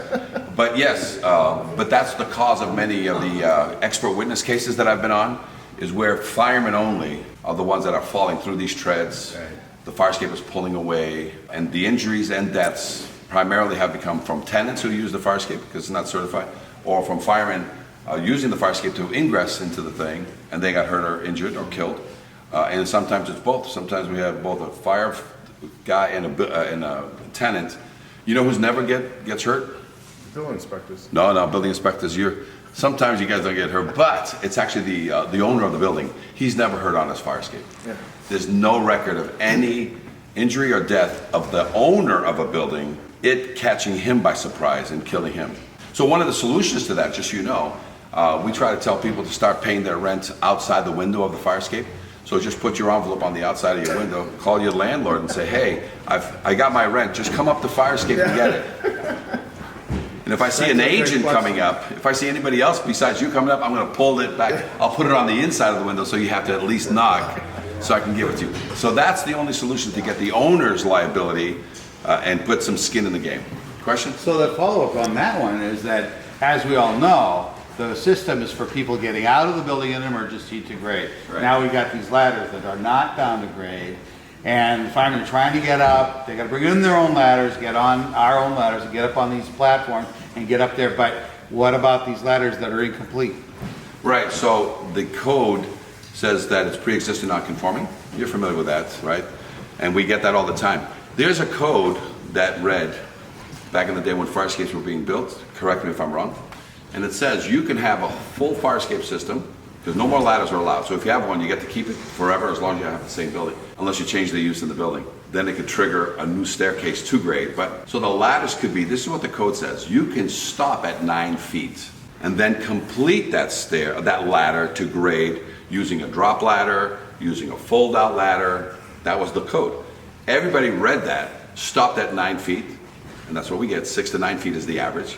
So everything's usually 8 or 9. They say it's because of security and all this other stuff. And then all of a sudden, nobody ever caught it. And so every time we go look at one of these and we have a ladder that's ending at 9 feet, you know, try to get a child, an 8-year-old child or an 80-year-old woman to jump. They're gonna break bones.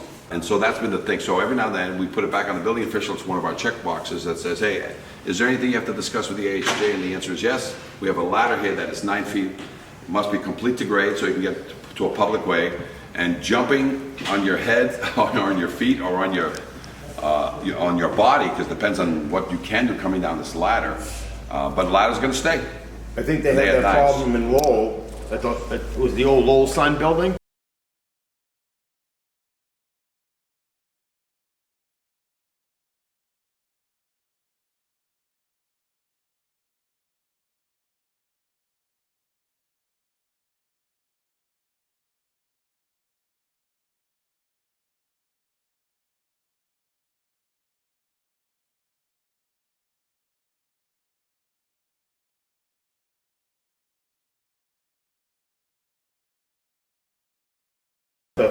But in order to put it inside, and this is the biggest problem, such a big building, such an old building, Yeah, the amount of, they lost so much space, and that's the key. Because just so you know, that fire escape was repairable, but they decided, and the fire department decided to throw it back in, but they lost so many units because of that staircase that usually takes, what, 8 feet across? Right, but it was a lot cheaper to put it 16. inside than to do it outside, then you have to worry about the weather again, right? Too. To not lose the rental inside. You can't afford the They space. will fix the outside. And fire escapes ain't cheap to fix. 250,000, $500,000, you know, 1 million for something of that size and magnitude. But the inside, sometimes, like you said, could be 250,000, $500,000 to do the inside, but at the same time, you lost all that rentable space. It's a continual loss. But it is an old building. That building is 100 years old. Yep. All right, another question? Yeah, railings, that's another aspect of using the system we're always aware of and very leery about, the condition of these railings. Yeah, so these railings get load tested at 200 pounds for lateral load as part of the load test of 100 pounds per square foot. All the railings must be tested and pushed. So you gotta push this way, 200 pounds. I can consider 200 pounds anywhere on this railing. And that's the load test, so that it's called the, you know, in case you're leaning with your body or doing whatever. So that's what's happening on that. But not everybody does it. So what's another guarantee? Other evidence of strength. As soon as I change this bolt, this bolt, this bolt, and that bolt, There's your evidence. there's your evidence. I don't need to load test. So load testing is a punishment more than anything else. I got a 75 to 125-year-old building, you know, and I want to keep my old bolts. Your punishment is you now must prove it, so you have to load test it to 100. If you invest your money, instead of on load testing, because it's not cheap, and you invest into new bolts, you put off load testing for 25 years or more, as long as you keep a good regimen of paint. But what happens is, if all of a sudden your concern is just to get it to the next 5-year cycle because you're selling the building, a lot of people will want us to load test an old fire escape with old bolts. But I just don't load test anything. If this bolt has rust, I gotta fix it. I can't load test. I can leave this bolt if it's good, and it is. Look, the head is good, the nut is good, there's no internal rust. I can load test that. But, you know, if all of a sudden I got rust inside, I don't load test. I will never load test a rusted fire escape. I will never load test a tread. It'll fail. It'll fail with me on it. That's the problem.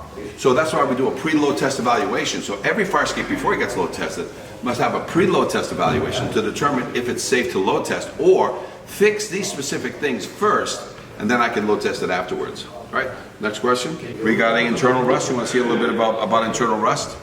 Sure, we So this see is- it all the time. So this is what happens when you are sitting on a tread or you're sitting on a connection, and it has a good head on it, it has a good nut on it, yet there's this much rust inside.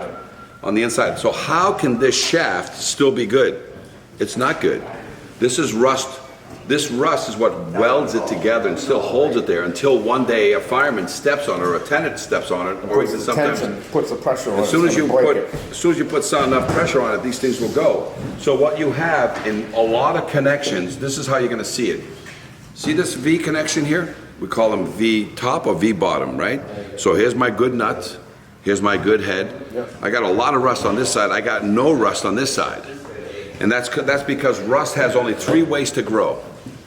It has top V, and it'll eventually take away this snap. So when it's a top V and it starts opening up at the top, it'll eat like spaghetti. It'll stretch it, and it'll eventually snap this. Or it's from the bottom, and here you're all walking on top, and it looks super tight from the top, but it's doing this. So it's eventually going to eat that shaft, or it's symmetrical, and it'll eat it this way. Yeah. It'll go like this, symmetrically. You don't get these too often. A lot of times it's either V top, V bottom, or Once in a while, you get a pure symmetrical. So underneath you look at it, and above you look at it, so you got as much rust on top as it does on the bottom. And that's what these are about. When you walk this fire escape, as an inspector, every connection gets looked at. Are they good? Take a picture. Is it bad? Take more pictures. We've got gussets.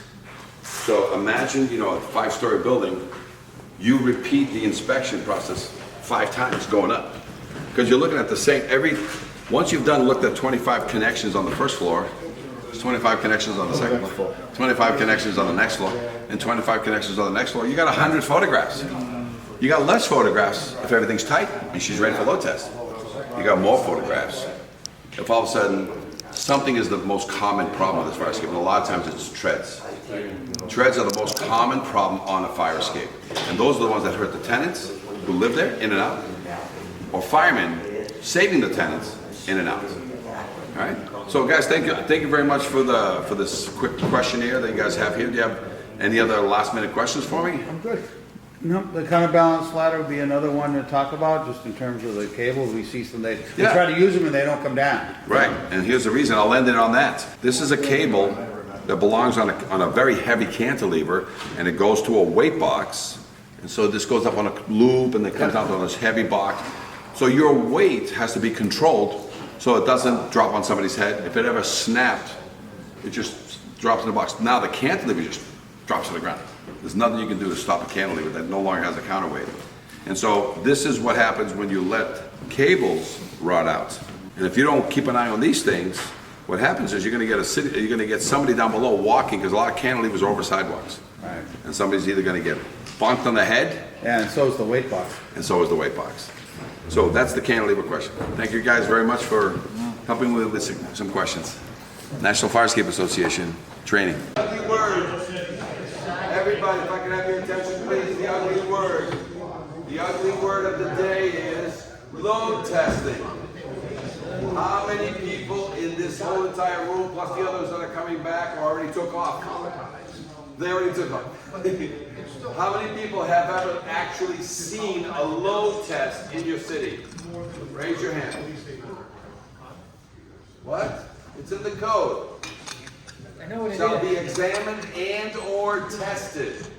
If you didn't know what the word tested means, go to the NFPA, because they wrote all the codes in various codes, so you can always, and or tested, right? Load test is what it means, because that word is used since 1927 in the NFPA, and it says, the authority having jurisdiction shall accept by load test or other evidence of strength. That's been around in the NFPA since 1927. Well, what does other evidence of strength mean? I don't know, you probably have to read the Oregon Code, because they finally deciphered all the hieroglyphics and all the Greek and the German and all that. They said, in the exceptions, they explained that. They said, you have a choice on your 75, guys, that's how old we are. Your structures are all, because they all got built in one kind of time period. You know, the 1900s to the 1950s, and then it just, no new fire escapes. You know that law? It's in your books right now. No new fire escapes. What's that mean? You dig a hole in the ground, can I build a fire escape on that building? Nope. So there's no new fire escapes. Guys understand? That's only half the law. The other half of the law says, if I have a barn, a mansion, a factory, anything, and I turn that 2, 3, 5-story situation into an apartment of some kind, can I put a fire escape on it? Has satisfied the means of egress? Sure can. What do you mean no? If I have a pre-existing non-conforming structure and I'm converting it into condos, apartments, a school, can I, if I've exhausted all the means of egress, I can't stick it inside. You know, this mansion that I just bought, and it has 2 wings. I'm going to make 2 condos on the left, 2 condos on the right. The main staircase is the big thing in the middle of it. Can I put fire escapes on a pre-existing structure that's been around for 100 years? You change the use of it, cannot, it becomes a new structure. Oh, I know. Put an exterior staircase. It's an exterior staircase. Oh, there you go. Or go in front of the EBRS. Okay, there you go. So have they been putting up new fire escapes on pre-existing structures? Yes. And by the way, it's not a negative. Fire escapes are not negative. They keep you from tearing down beautiful buildings that if you apply perfect law to it, guess what's going to happen to that historic building? Goes down.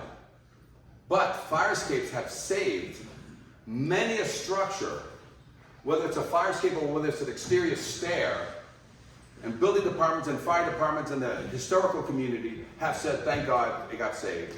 And what was it? An exterior fire escape or an exterior stair? Yes, sir. They give you relief in the existing building code, chapter 12, under historic buildings. They will give you relief on that, but you still need to go in front of the BBRS. Because right now in Massachusetts, the reason why we don't put fire escapes because they're never maintained. Oh, I That's the know. reason, that's the reason. I know. I And stand you're in right. front of the BBRS, why don't you not? So I just was trying to give a distinction for you guys to help you understand that you cannot build a new structure, dig a hole in the ground and put a fire escape on it. In some rare cases, you can build a new structure and put an exterior stair outside. Is that correct? Yeah. There's covering requirements, you know, you have to have a roof on it, has to have kicker on it, whatever. So, but pure fire escape is happening as you get these 2, 3 families where the attic all of a sudden became an apartment. And guess what they want? When you're doing that brand new, or you did it before, 10, 20, 30 years ago. Can you come out that window 10, 20, 30 years ago? Yeah. Yep. Is the fire escape a staircase or is it really a fire escape? 24 inches wide, 8 and 8 rise and run. Fire escape. So today, I just bought this 2.5-story building. I want to throw it into a 3-family. The city says, oh, it's okay. It's a big thing up there. Can I put a fire escape on that attic? Yes. Nope. Well, it's been happening all over Boston, all over Cambridge, all over Somerville. Not in the town, in the district I had. Okay. That was one of the most asked questions 10 years ago. Yep. So right now, can I come out that window anymore in the towns that have been allowing this? For an emergency What do we need? only. Door, right? A door that comes out to a platform. Yep. And then going down, if that's the only apartment I'm dealing with, 24 inches wide? No. Oh, Not a real. 36, 7-11 or 8 and 8? How many units? 1 unit, you're only doing the attic, you're not picking up any more. Is it 3 or more units? No, yeah, well, the whole building is 3 or more units. Well, then it needs 7. Just the attic. 7-11. 7-11, because it's an outside stair, or is it a fire escape? Commercial building. No, you're right. You have the sacred cow of 1 and 2 families. That's right. So Oh, guys, that's what it is. I'm not the code guy. You know, we got a code guy that just started with us. No, it's right here, this guy, Anthony. He just started with the National Fire Escape Association. His job is to help us in some of these questions that we have and just help us with the vagueness of the law and what it means and correct some of the things we say up here and sometimes correct what happens because sometimes it happens in one city and it doesn't want to happen in the other city. And it's the same code. But guys, the key is I can build fire escapes, right? And or exterior stairs to satisfy some of these buildings, whether they're historical or not. It's just a solution to not have to knock down certain structures. Because trying to put a staircase inside a mansion where the main stair is in the middle of it, and put another staircase where? In this left side, put a staircase in it, inside and a staircase. Sometimes these buildings go down because one of the solutions still to the present day on pre-existing non-conforming structures is still fire escape or staircase, stair. Okay? Guys, how many of you, this is in Taunton, Fall River, New Bedford. Some up in Lowell, and you have seen these, some up in Lowell and some up in Fall River. There's an aluminum guy that was going around putting fire escapes up. Okay, so let me tell you what the story that I got told. 50 years ago, this guy used to do aluminum siding. And so to put up aluminum siding and you have an ugly black iron fire escape in your way, what do? Take it away. Put in your nice lines of aluminum fire escape. Aluminum siding.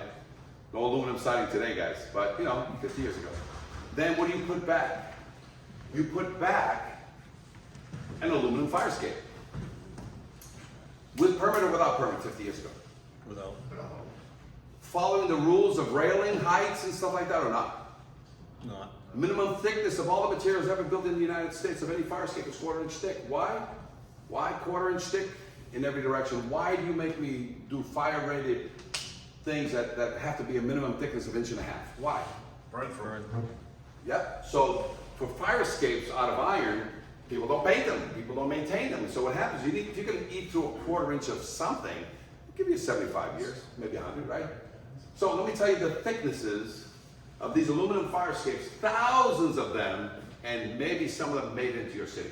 Now this is an aluminum fire escape, okay? So the thickness of the angles, instead of 2 by 2 by 1/4, which is the standard to build any fire escape, if I'm pulling a permit in your city, I must come in with 2 by 2 by 1/4 angle. These are 1.5 inch angles by 1/8. The posts on these railings are 1/16 aluminum posts.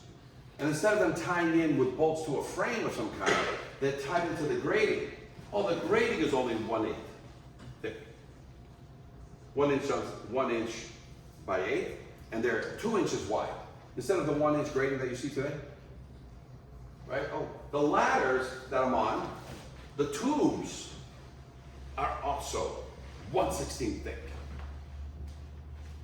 You see what else? They're also 6 to 8 feet off the ground. What else? The railings at the very top, the first tube, first line, 1 line, 2 lines only, they're only 34 inches off. So that's right about here. So if I bump into a fireman as I'm leaving and he's coming in, what could happen? All right? So I get thousands of these, and guess what they want? They want somebody to sign off on these in Fall River, New Bedford, Rhode Island, and they've made their way up to Lowell. You see some of these aluminum fire escapes in Lowell? See 2 of them. Okay? There's thousands more. You know what it is? I'm Portuguese, right? And so this guy kind of went where the Portuguese communities was, because that's the only reason I can think why. But they were in Fall River, huge population, New Bedford. But then all of a sudden, these guys were building them as far north as Lowell and in Lawrence. Does anybody ever seen an aluminum fire escape in their city?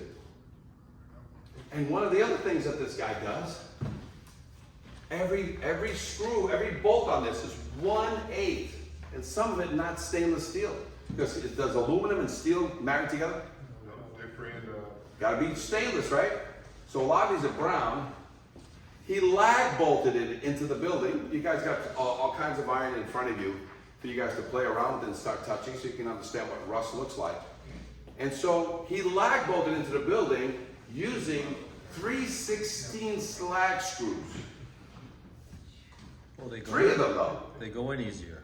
Because they go in easier. How easy. So I have to inspect these things. Lazy too. I have to sign off on these things. I have to take all the liability the day I sign off on it, that it's, first of all, pre-existing non-conforming, never had a permit on it, right? And somebody needs to prove that these things can handle the firemen and the people on it, and there's no through bolt in it. There's 3 lag screws holding it to the wall. So I said, there's got to be an answer. If it's built of paper mache or of aluminum or of anything, what's the code say? What does the NFPA say since 1927? The authority having jurisdiction shall accept by load test or other evidence of strength. Do I have other evidence of strength? Using substandard material thicknesses and all this other stuff? There's thousands of these though. You know what it's like to walk up to this guy and say, hey, take that down. Probably went out without a permit before you bought it. And the city official wants you to take that window, put in the door, put in the full staircase to the ground. How's that going to go off in your city or in these cities? So what I did is I said to the city official, I called him before I did this, I invited him, some of you may know, Bob Perozzi down in Taunton. He's in Taunton, nice guy.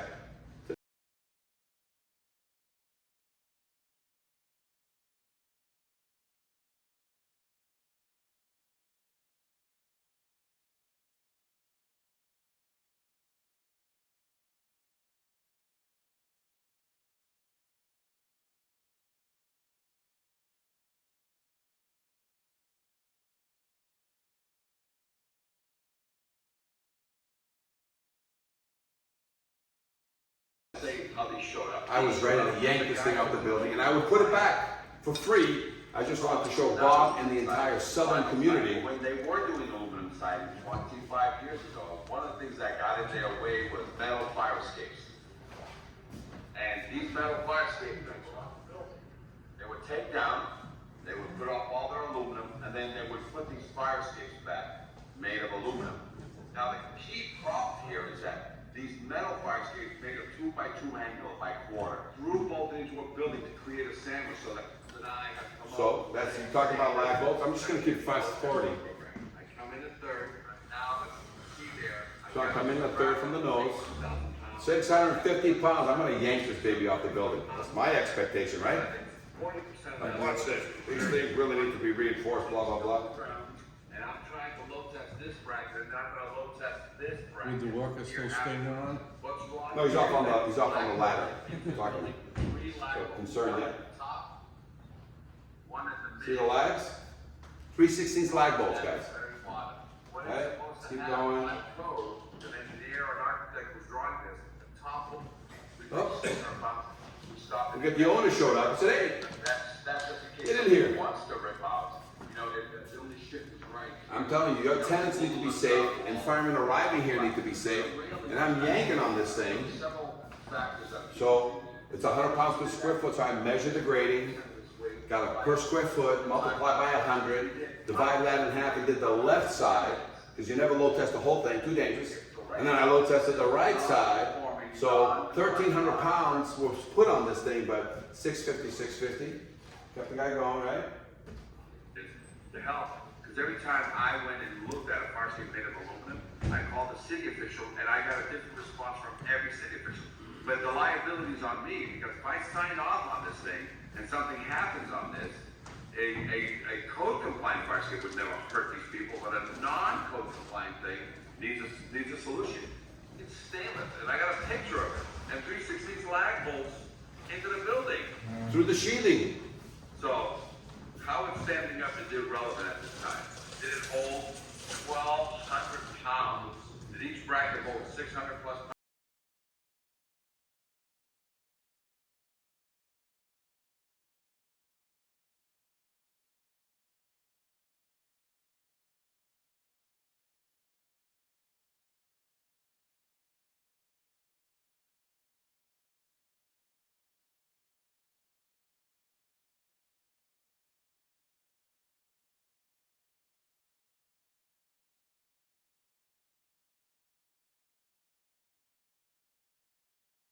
Will she hold the tenants up there? Yeah. Hold all the firemen up there that you can squeeze on 4 feet by 3 feet? Yeah. You know what else it's gonna hold? It's gonna hold my confidence that 5 years from now I'm gonna repeat this. Why? Because I don't know when water is gonna. The reason why we brought up this contraption is to basically show you, we use this to regulate the system first. 200 pounds lateral load. We know how many cranks we have on here. It could be either 19 or 20 half turns, or it could be 10 full turns. And that exerts about 200 pounds of pressure. So I don't need to scale anymore if I'm gonna, once I've adjusted the tool for the size of the system. So right now, I'm gonna do a lateral load test here. 30, it's already got 200 pounds pushing out. So I'm testing this corner, testing this thing against the wall, that one against the wall. I'm gonna test the middle when possible, and this doesn't have boxes, I have a glass here. I'm gonna test this post. And look how small things are. Look, 1/8. This post is 1/16 thick, 1.5 inches. And look at the bottom down there. It's got a 3/16 hole using the grading 1/8 as. You guys let me build an iron fire escape this way in your town? Did you get the scale certified by Weights and Measures? Look at my. That's why we always go an extra. We always go extra. Yeah. Look at the bounce on that grading. It's all built substandard, but can it handle a 200-pound lateral load? It is right now. So this side is 600 pounds. Make sure there's 3 people on this at least, right? And I want to see, I mean, this in both people's feet. And it looks like this is like an aluminum ladder you buy at Home Depot. Right? So 1/16 I am the person. tubes. When you put 2 or 3 people on this at the same time, you know what I'm saying? We have to do that without having people physically here. So is this a test? Yeah, it could be, but I can hurt myself. But this is my test. But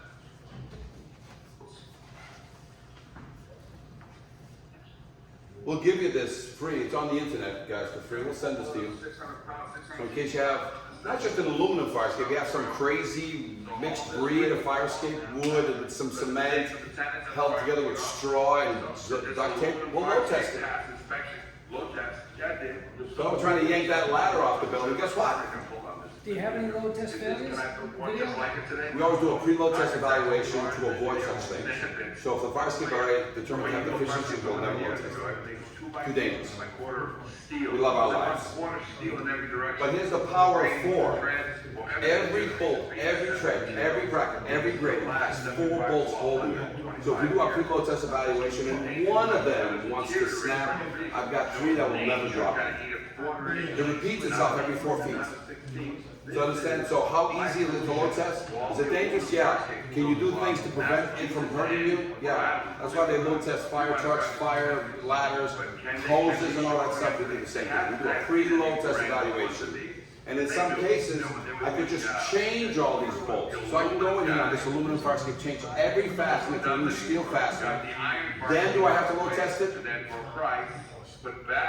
What's the code say? All authority having jurisdiction shall accept by load test all evidence of strength. I change every fastener on that to the original fastener, 1/8 here, all stainless steel. Do I have to load test it? The only concern left is this thing had lag bolts in there. Load testing proved that the lag bolts are still holding. But what about tomorrow when water gets in and weeps to those 316s? Is that the day it's going to fail? But if I make the plank, put a through bolt back in there, do I have to worry about these aluminums anymore? 3 years from now, this fire escape All right, guys, so incident that occurred.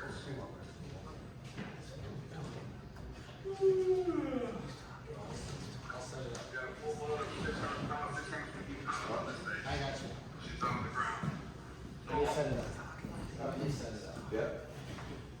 So right now, you have a wood structure. You know what we do with wood structures? You think I'd like to load test wood structures? So what you do is you metalize them. You Frankenstein them with gussets and straps and steel and screws. Because all your wood structures, the nails in them, if they're an old pine, freeze and thaw and water is going to start eating those nails. You know what happens to nails that you put in pressure treated? Untreated nails in pressure treated? Aside from the water eating it all the time, what does pressure treated have in it that eats nails? Acid. So we go in, whenever we're dealing with wood, we always try to find other evidence of strength. We always try to buy, in some of the oldest ones, we try to buy another 5 years, no more than 10, for these people to say, gussets, joist hangers, straps, carriage bolts, metal angles, you know what I'm saying?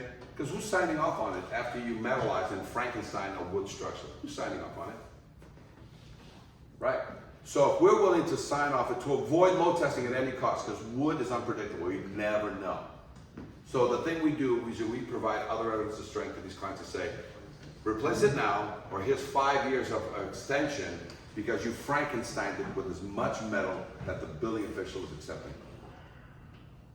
Yeah, we sign off on it, but you know, we're trying to get this thing as strong as possible, and some of these people will be told, this is your last 5 year, by me or by the city official.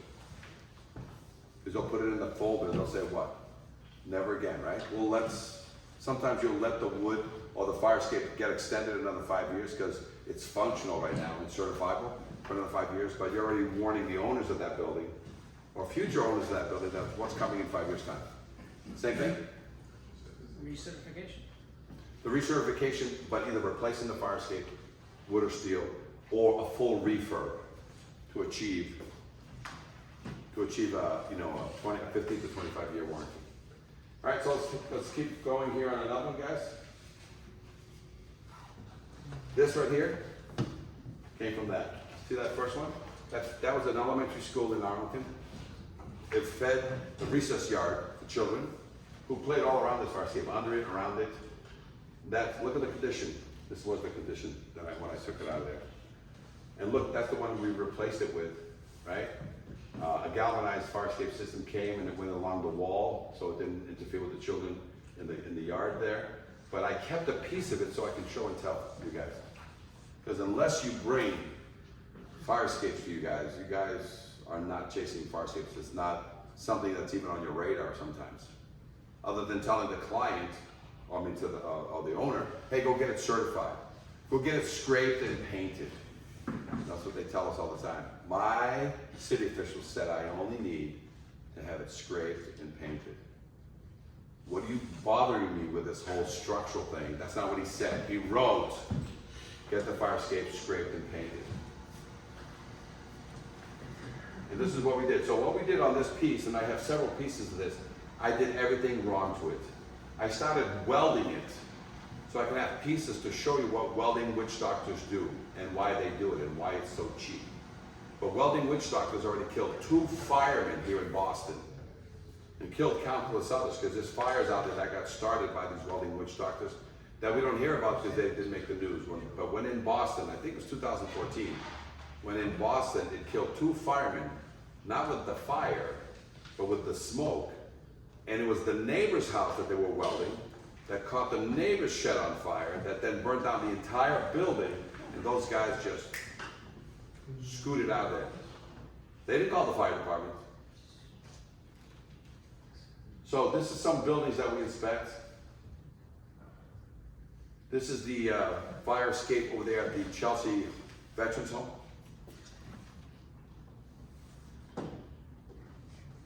Internal rust, guys. Is this fire escape safe? Let's take a look. All fire escapes must be structurally sound and must be kept. Obviously, nobody has painted this fire escape for 25 years. What happens when you don't paint fire escape? Rust is allowed to grow in a connection. Let's take a look.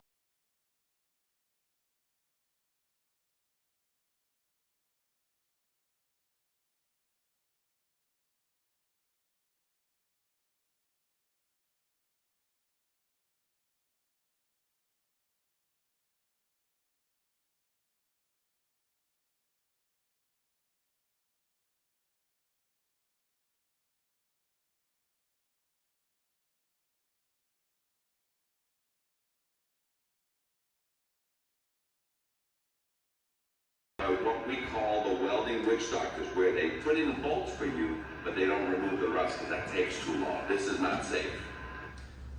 On your TikTok, before the government takes away your TikTok, it's called the Fire Escape Guide. We have a couple of million views from Maine to Florida, Chicago to Texas, and from Seattle to San Diego. So if you want to have fun looking at us all over the country, saying, is this fire escape safe? That's the tagline. Is this fire escape safe? Here in Oregon or wherever. And so we do that. Guys, you got regulations You're gonna everywhere. have to switch to Instagram. I am on Instagram too, Okay, there you go. and on YouTube also under Shorts. But the one that's got the most life is TikTok. Right? But again, these people are the tenants who live in these buildings. So we get a lot of people, because in some of these things we ask, are you safe in your building? Ask your landlord or your management company for a copy of the certificate. So we're helping get the word out, a couple of million out there already. So guys, the codes are out there. You know, we're talking about all exterior steel wooden stairways. It's in your code already. So don't be shy when it comes to, and as I mentioned before, you guys have a nationwide problem. This is not just you in this sector, nobody cares. From Boston to San Francisco to New York, guys. Fire escapes is supposed to be a safe way out in emergencies, but some experts say some fire escapes are themselves a danger that puts people at risk. See, there's too much Kramer demanding answers tonight. We see the trailer ready, this log spikes up. How much rust is This is inside Hank that? Philippi Ryan's grandmother. It was an eye-popping afternoon with nationally recognized fire escape expert Cisco Meneses. Come over here. I look straight up. There's a hole. As we walked the streets of downtown Manhattan, it was also too easy to spot dangerous conditions. What is it? Should this fire escape have violations? Yes, it has been kept painted, but it's not structurally sound. Heavy rust was clearly visible, and something else we saw over and over again, air conditioners. That's an obstruction for the firemen to get in, as well as the people to get out. Any obstruction, from flower pots to art installations, can impede a safe escape in an emergency. But even more frightening, the structural integrity of fire escapes designed to save lives in some cases has proven deadly. Earlier this year in Soho, a tree fell from this fire escape and killed one pedestrian and injured another. And in May of 2011, an entire platform gave way from this Midtown building. You can see here the evidence of corrosion. That's what caused the platform to fail. Attorney Herb Cabrera says the victim fell 12 feet and needed multiple surgeries. The building eventually settled the lawsuit for millions. You gotta live with pain for the rest of your life. According to the Department of Buildings, there are about 200,000 fire escapes in the city, required to be maintained by building owners. In buildings 6 stories and above, fire escapes and building facades are inspected by the 6 stories and DOT above. every 5 years. We have a limited number of inspectors in the Below state. that, We do the nothing. best that we can. And they were clearly concerned when we showed them some of what we found. Mr. McLean, how do you feel about that as holding the fire escape together? That's an unacceptable condition. So what about situations where you have clearly rusted out parts? We will write violations for failure to maintain when we run into those conditions. This year, there were more than 5,311 complaints to the DOB, as well as the Department of Housing Preservation and Development and the Fire Department, who also does regular inspections to make sure firefighters are safe. If you feel a fire escape is dangerous or unsafe, we don't expect on them is to go home. The fire department says they will put up ladders or find another way in. Firefighters have been seriously injured on fire escapes previously. There's a deal price to pay when an owner does not carefully maintain the fire escape. The fire escapes on some of the buildings can be 75 to 100 years old. Our expert told us that some of the bolts holding them up have never been replaced. If you see a dangerous situation, call 311. I'm Marcia Kramer, CBS 2. So guys, you know, New York City, the grandfather of all fire escape systems. The oldest fire escape systems in the nation are all in there. And who gets hurt on these? Tenants get hurt, firemen get hurt, and sometimes that guy, which was one of my clients, he was actually just going to the roof, that last piece of the fire escape going to the roof. That platform just let go and he only fell 10 feet to the floor below. But his life was destroyed. But they gave him $3 million. How many of you are willing to sell the rest of your life for $3 million?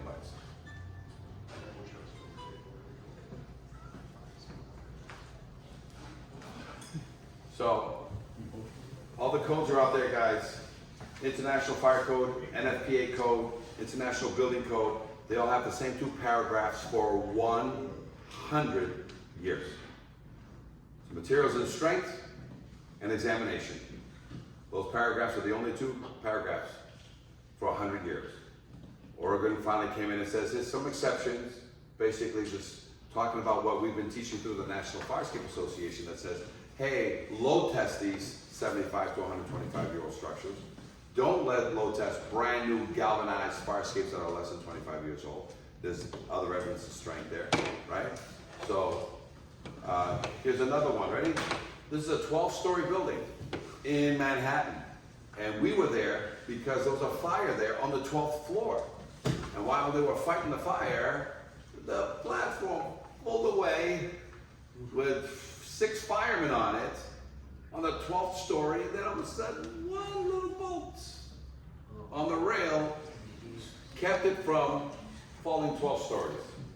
So I had to go in, walk the whole thing, inspect the whole thing, and hammer test the whole thing.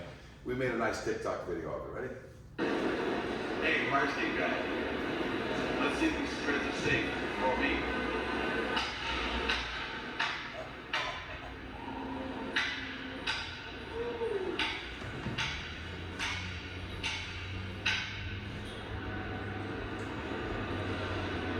That's a 3-pound hammer.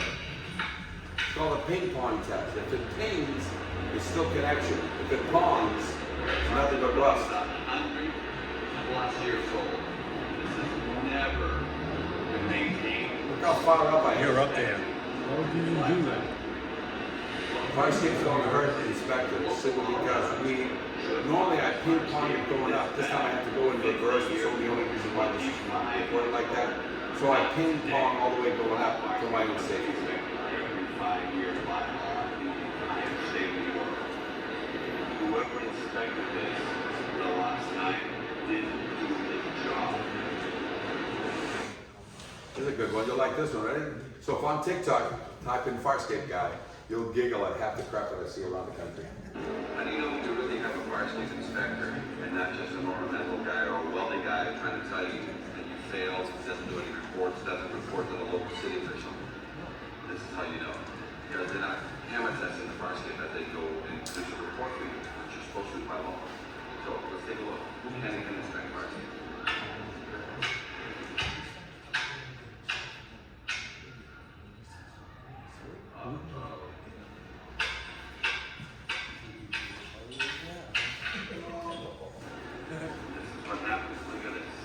broke it. I've got video evidence that you broke my fire escape. With every tread comes a tenant or requirement that you haven't maintained as required by law. The law says every 5 years you must check this. So that's a funny thing. We broke it, right?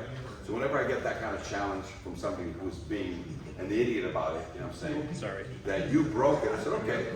So I'll put 2 new bolts back in, whatever side they wanted. I'll put in 2 new 3/8 bolts on the tread that just fell out. It's easy, just pop out, you know, the things that are put in fresh new Home Depot 3/8 bolts. And I'll give the guy the hammer and I says, if you can shear that 3/8 bolt in 3, maybe I'll give you 5 whacks at it. And as strong as you want to whack it, try it. They'll hurt their wrist trying to shear 3/8. 10, 15, you can shear it.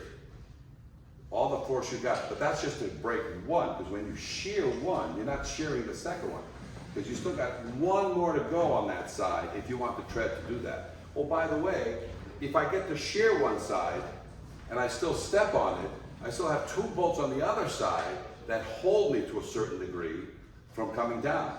So whenever I get this you broke it stuff, I said, I'll do the fire escape examination for free if you can shear this bolt that I'm about to put back.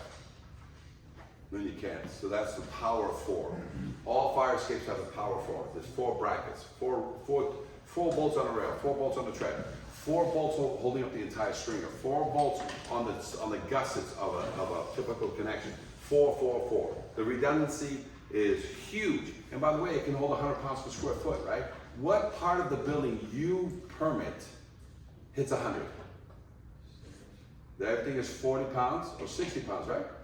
What's 100? What size of fire escape do you rate at 100 pounds per square foot in a building?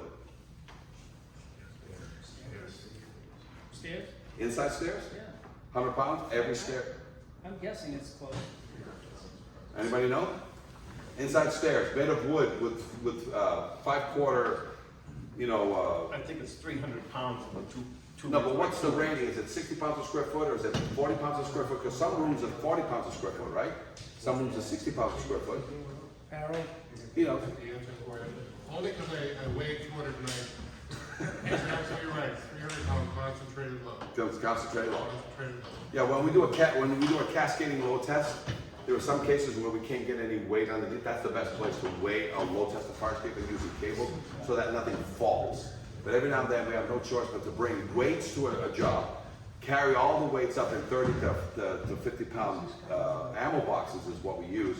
Then at the very top we start cascading the 300 pounds per tread. Or more, sometimes we do 400 pounds per tread. We just keep coming down, you know, in an interval cycle of 5 to 15 minutes, every single tread, every single platform. Called a cascading load test, when we can't get the weights underneath to be as safe as possible. All right, so guys, if you want to have some fun, please watch the on TikTok, Instagram, YouTube. A lot of these classes are on free. If you go to YouTube, type in Fire Escape Seminar, anything, California, Chicago. We teach this class, and this class will be on YouTube very shortly in the future. So if you have new hires, make them watch this video. It's free. You don't have to give us an email or anything. Just it's free on YouTube. Okay. So in lieu of load tests, the laws are there, right? So laws. 2 paragraphs for 100 years has never changed. But we just talked about the Oregon Code. You have a copy of it now. The exceptions. You're welcome to reference it, so it explains what a load test is really about. So that the incentive is for people in your city to rebuild their fire escape. Otherwise, you're not working. If you don't trust the fire escape on a building that's 100-something years old, and you're just wondering whether the building it'll pull off the building, just load test it. We showed you what a load test looks like. It's not magical. It's dangerous. It's not magical. Okay.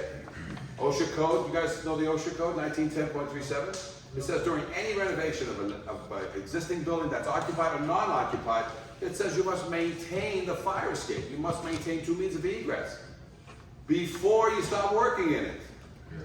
So you certify the fire escape first, not last. And by the way, if all of a sudden the fire escape is so bad, put up some scaffolding with stairs in it. Create a 2 means of egress And then you can put the fire escape on the back burner. But now what do you have to do for the fire department? You have to block off all access inside to get to that fire escape.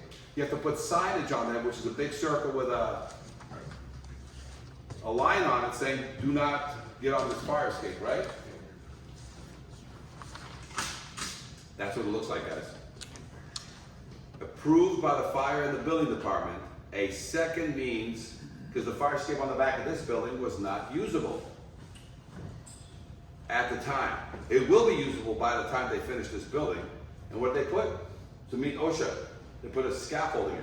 If it's an empty building, sometimes they can put in scaffolding that is 45 degrees, the skinniest scaffolding only for the contractors. But who approves that? Fire and building. But when the building is occupied, like this building was, what do they want? 3 feet wide, 7-Eleven, railings, and a way to get out at the bottom. You'll love this one.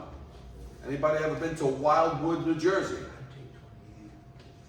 Once a year for a week, they have a big East Coast party for all the firemen. A lot of the firemen stay in the local bed and breakfast, Airbnbs, and that's what this is. Ton of people hanging out for 1 week, and look what happened. From a surveillance camera mounted inside this new view of last weekend's multi-level deck collapse in Wildwood. Holy crap. But it's a building collapse and there's people under there. People were on and below 2 upper-level decks that came crashing down Saturday evening. The second level falling first. On the video, a man appears from the rubble, his hand on the front door, before others come rushing from inside to open it and help. Amid the chaos, a man then emerges from the debris with a young child in his arms. They fall through the doorway just as the 3rd floor deck collapses. This gentleman's actions were heroic and life-saving, in my opinion.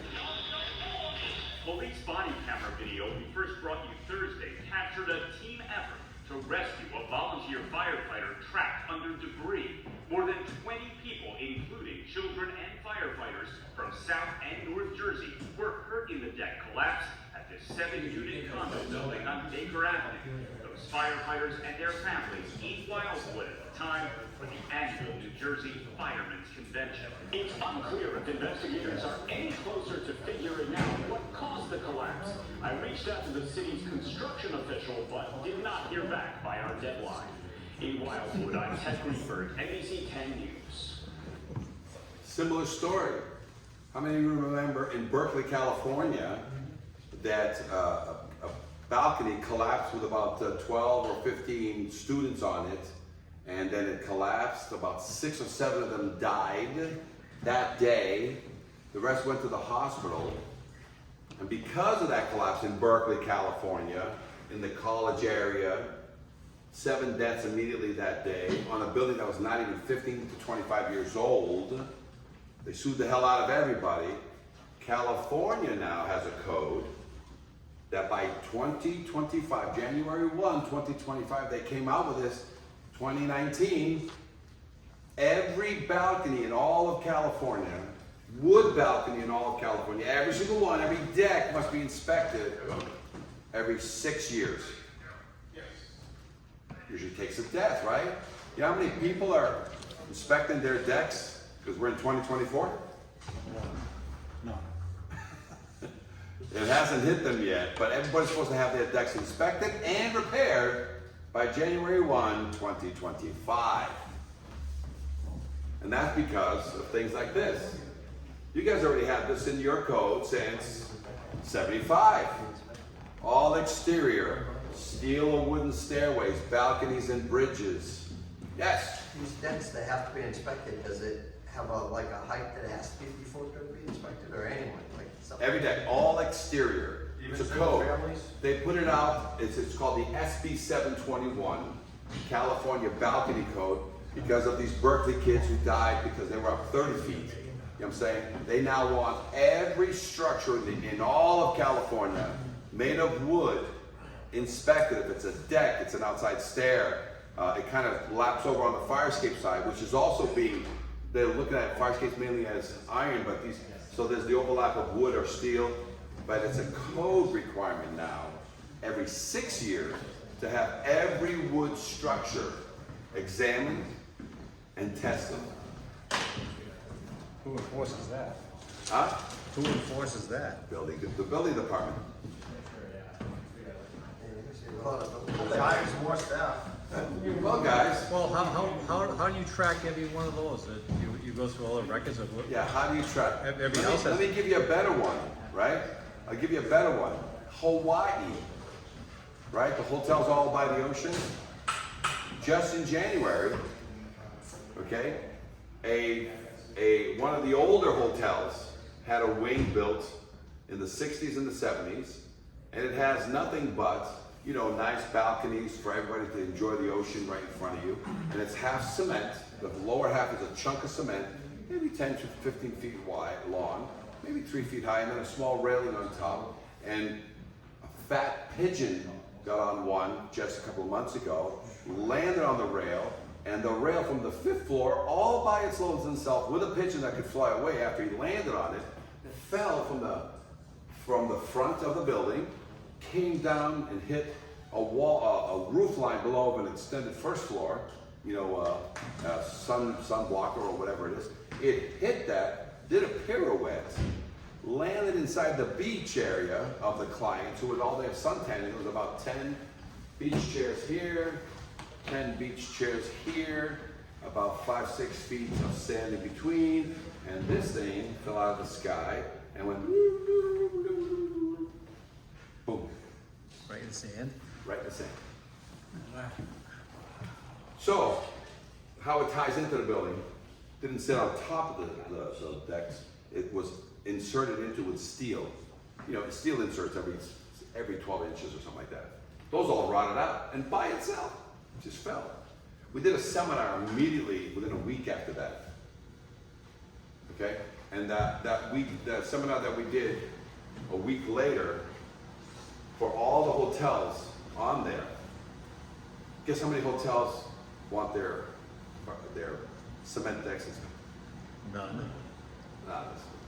There was one. The Army Hotel, we're now engaged with, because they were at a seminar, and they have the veterans, they want to make sure none of their cement railings are going to pop off their building during a little earthquake, which happens out there.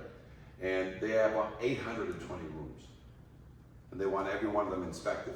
So guys, California, Hawaii, Boston's, these are all things that the insurance company, as somebody mentioned here, the more liability insurance companies are making, there's going to come a point where your code enforcement means absolutely nothing to who? The insurance company. Because what, they're going to send you a letter that says what? Cancel. You got 30 days to give me a certification. Can you call your building commissioner and get that extended? Can you call the fire chief and say, can you extend this for me? Because once the insurance company says you got 30 days, what do you have? You got 30 days. And by the way, that's already happening in Boston. Insurance companies like Brownstone Insurance is now checking Boston documents to say, do you even have a certificate? Okay? If you don't, 30 days you're canceled. Guys, let's get some questions out here. Opinions that you want, or you want a document that somebody signs and they hold all the liability? What do you guys want? To the best of my information, knowledge, and belief, which is an opinion affidavit, and it's already a disclaimer of liability. To the best of my information, knowledge, and belief, the fire escape is in conformity with the Mass Building Code. It's already a disclaimer. And whether the guy showed up or not, you said you had one where an engineer came out. You want to tell the people the story? What happened? Well, they sent the certificate, an affidavit saying that they inspected it, it was fine. And I was surprised that they got it, because I knew it needed repair. The handrail was still laying on the ground. So I called him up and he goes, oh, I guess I should go out and look at it. I get that more often. Well, with this document that we highly recommend, you just copy. We'll send you a copy. You can call Lowell and say, hey, Lowell, can I copy your thing? Take your symbol at the top, keep your address at the top, change the email thing, and the rest of it is boilerplate, guys. It's 25 questions of hell. It's 25 questions of, I guess I will have to go. And when you get these letters from these guys that have been around for 30, 40, or 50 years, keep that letter. You don't give back that letter. You just send them a copy on your website, or you send them a copy of the confidence test, say, fill this out because I'm keeping your letter. If they say, no, give me back my letter, what do you say? I'll let the BBRS, right? I'll let the Association of Engineers or Architects, I'll let them know what you're doing. You're putting people at risk. So that's the piece. And again, here's the thing, in case somebody says, I'm not going to sign that document. Is that a state document? Which doesn't exist, other than the one from Boston, right? That they have a Boston certificate. Just say, listen, if you don't want to sign that document, it's okay. But all the questions, can you put all the questions on your letterhead and then send it to me? Because this is nothing but a guideline, an industry standard document. And Lowell has it on their website. So copy paste. They already went through the lawyers, they already went through the state, they already went through everything. And all it is just a standard questionnaire for sprinklers, for elevators, there's something, and because there was never a fire escape document, just say, you don't want to fill out this form? Copy every question, answer the question on your letterhead, and resend it back to me. That'll straighten them up. All right, let's keep going. We're almost at the end, guys. Lawfully non-conforming, I think we covered that with you guys, right? Lawfully non-conforming, it's in the code, what lawful non-conforming means, okay? Some people do take advantage of that. These are fire escapes, guys. These are examples of what is a fire escape. These are fire escapes. How about these? How about these hotels with these long walkways with the staircase at the left and the staircase on the right? Mass Building Code 1001.3, all exterior steel or wooden stairways, balconies, bridges. Is this a balcony? Is this a bridge? What do you call this? On a hotel, typically. Or in some apartment buildings, you know, how you get into the apartment. Is that a bridge?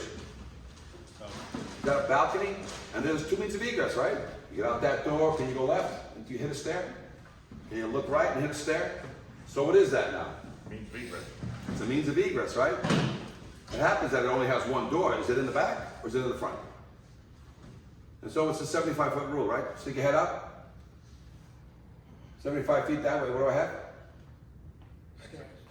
75 feet that way, what do I have? So these hotels, they need inspection, right? And that big word in Boston, all exterior what? All exterior. And if it holds a person, does it need to be examined? We have a great code, but everybody thinks it's just metal fire escapes. How about these? All exterior? Right? Some of these things, like I said, I sometimes tell a client, your front entranceway with a wood stair coming in and stuff like that, that's usually, I call that the envelope. I'll let building inspectors deal with that first piece. But sometimes I got these side stairs coming out, you know, something small, 5 feet off the ground, I got these side stairs that look like crap. I just let city officials know, do you want this? Because they do have a second means of egress out of the back, second floor, blah, blah, but then I have these little side stairs, 5 feet off the ground, made of wood and or cement. How about cement stairs going to a basement with an apartment? Means of egress? Is it exterior?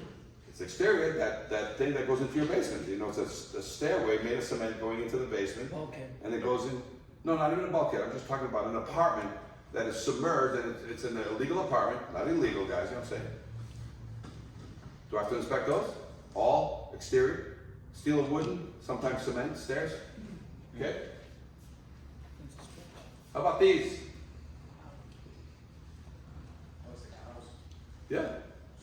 Is it the sacred cow 1, 2 families? That's right, we don't do houses. We don't do it. I know. Does insurance care about that? Yes, they may, they did, they do. And they will. They will. Okay, so guys, 1, 2 families, we know sacred cows, 3 family. And this is the only deck on a 3 family? Subject to the code? Yes. You do? Catwalks, walkways, handicap ramps. Is that a means of egress out of your building?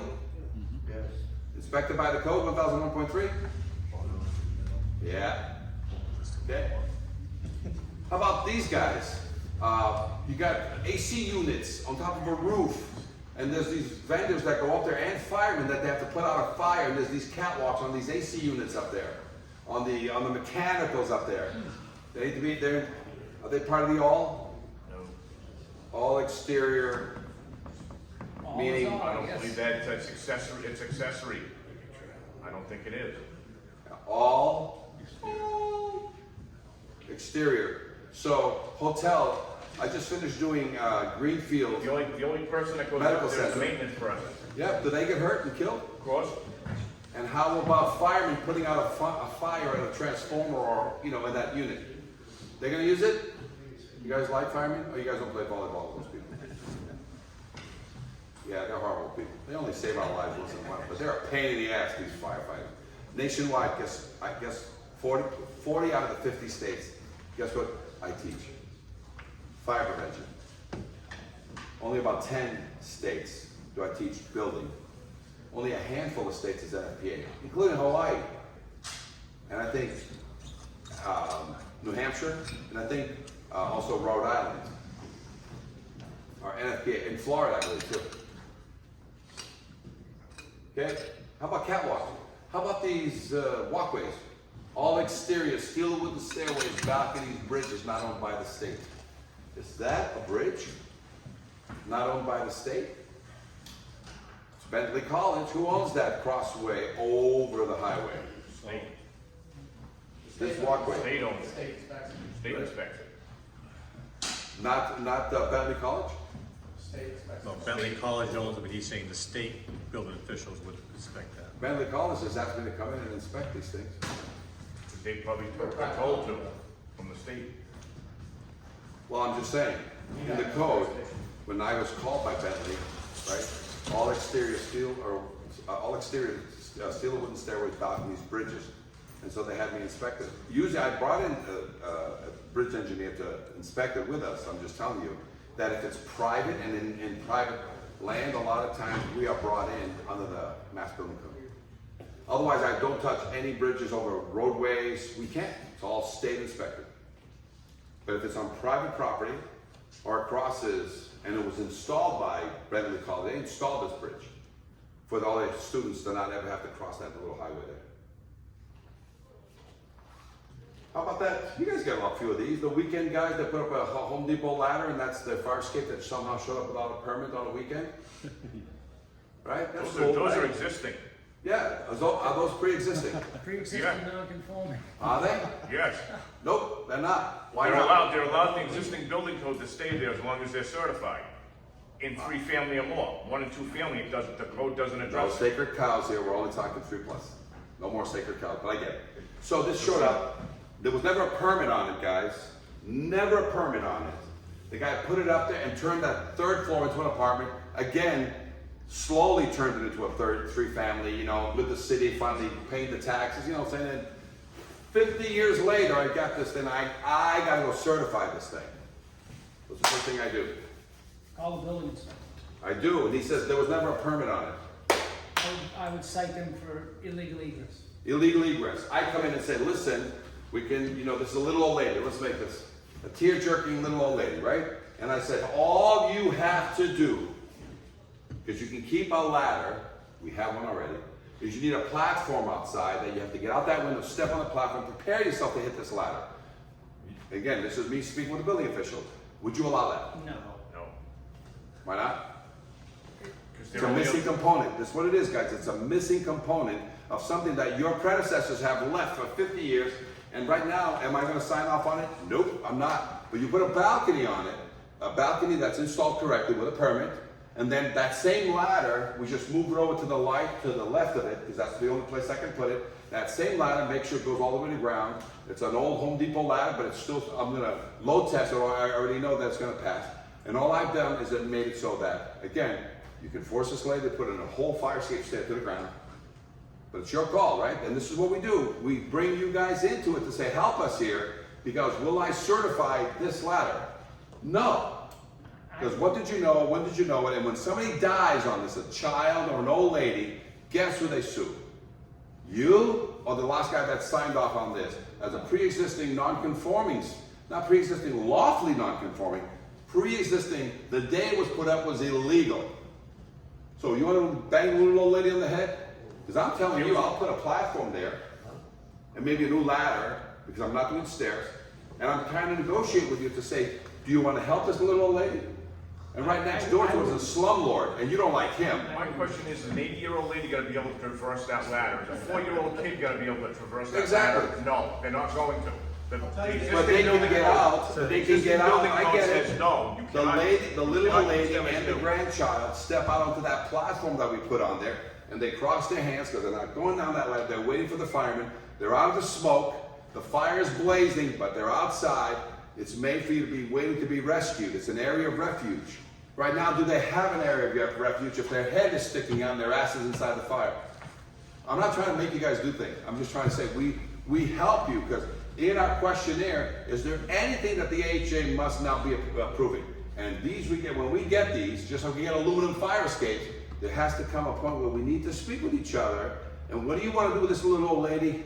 And right next door to her is a slumlord, scumbag, because you may treat her with kindness, and you may tell this guy, I want a brand new fire escape because you have an illegal means of egress that was never permitted by me and or my predecessors. Well, and it's a hazardous means of egress, so we can cite a hazardous means of egress at any point. Oh, I know, but not everybody, little old ladies who are nice in the community. Well, it depends. Guys, I get these all the time. Question. So yeah, Next to your questions, am I gonna help the old lady? I'll give you Harold's answer. We're not here to do favors. Period. Ask Harold. So what's your answer? What if she has a tin of nice I'll give cookies? you time. But I work with you. I get it. I'm gonna fix it. Anybody. I know. I'm gonna fix it. What's your answer to this ladder that's been on her house for 50 years? And every one of your predecessors, you guys have pulled permits on this job. You've done all kinds of things. Previous guys have signed off on it, and it's fine. And nobody today wants to sign off on it because everybody's like, I'm not going to take the liability. It's a pre-existing law, not lawfully non-conforming. It's illegal. The way whoever built this 50 years ago is illegal. My response would be, sorry, so sad. You have to upgrade that. Put a door, put a proper stair. So you want full stairs to the ground? Yes. I would, yep. Everybody here? Yep. Take it out. Sorry, little old lady. And your cookies are good. Move All right. the old lady down. She's going, oh, by the way, this has happened. She's going to go to appeal, and you know, who knows who's going to look at it? The firefighters. Then let somebody. No, that's fire. In the building code, see, you guys say, no.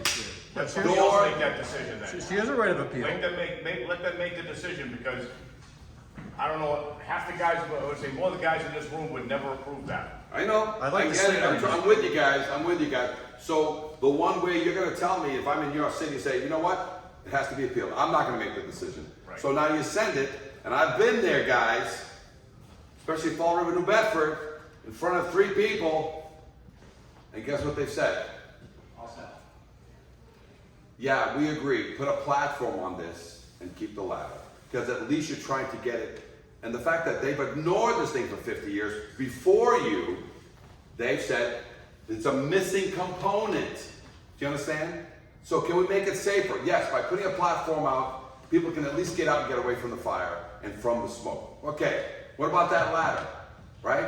Well, her neighbors have a bunch of ladders that are legal. She can keep her ladder. If it's structurally sound, it's probably attached, you know, that whole thing. So you guys understand? So you're telling me that if I get into your town and I got a ladder that was showed up on a Sunday, that all you're gonna do, because you're gonna know about it, you just say, appeal it. I don't want the responsibility. Appeal it, and if the 3 members of the board decide they wanna adjust accordingly with this little lady versus the scumbag landlord, you know what I'm saying? Well, we're black and white. The code book tells us that The code doesn't address, the code I've doesn't had it address. both ways, guys. I get it. I have it They have a both right ways. to appeal, Richard, they have a right to appeal. No, of course they do. Yeah. And in the appeal process, I have had it go both ways, guys. You know what I'm saying? It all depends on that day, and some days they're like, yeah, whatever, and some days they're like, oh no. I had a fire escape in Fall River that had a balcony, a stair, to another balcony, to a ladder, right? The ladder was missing, right? I'm sorry. 3rd floor balcony, ladder to the second floor, right? And the ladder to ground was missing. Guess what they made him put in? Another staircase. And I'm like, what?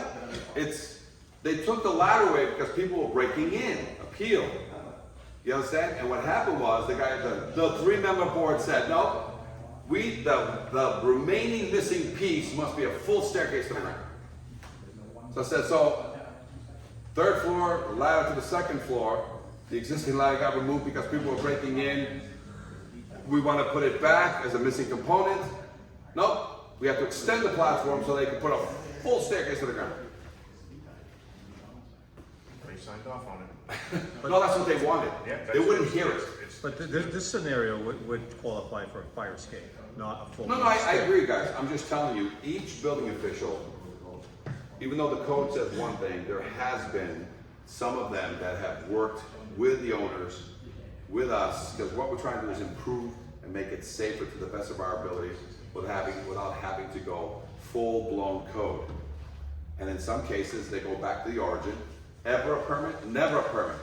I want a door, I want stairs, you know what I'm saying? The whole rigmarole. And some say... Well, you know, I'm gonna get back to the poor little old lady that's been collecting the rent on that third floor apartment that you said was illegal from day one. Sorry. There's always a story. Yeah, you're right. I'm just telling you. She hasn't been an old lady forever. She was a young hot thing back in the day when she created that apartment. Now she's the poor little old lady that wants some relief. She was 30 years old 50 years ago. Yes. One last item on that third story down.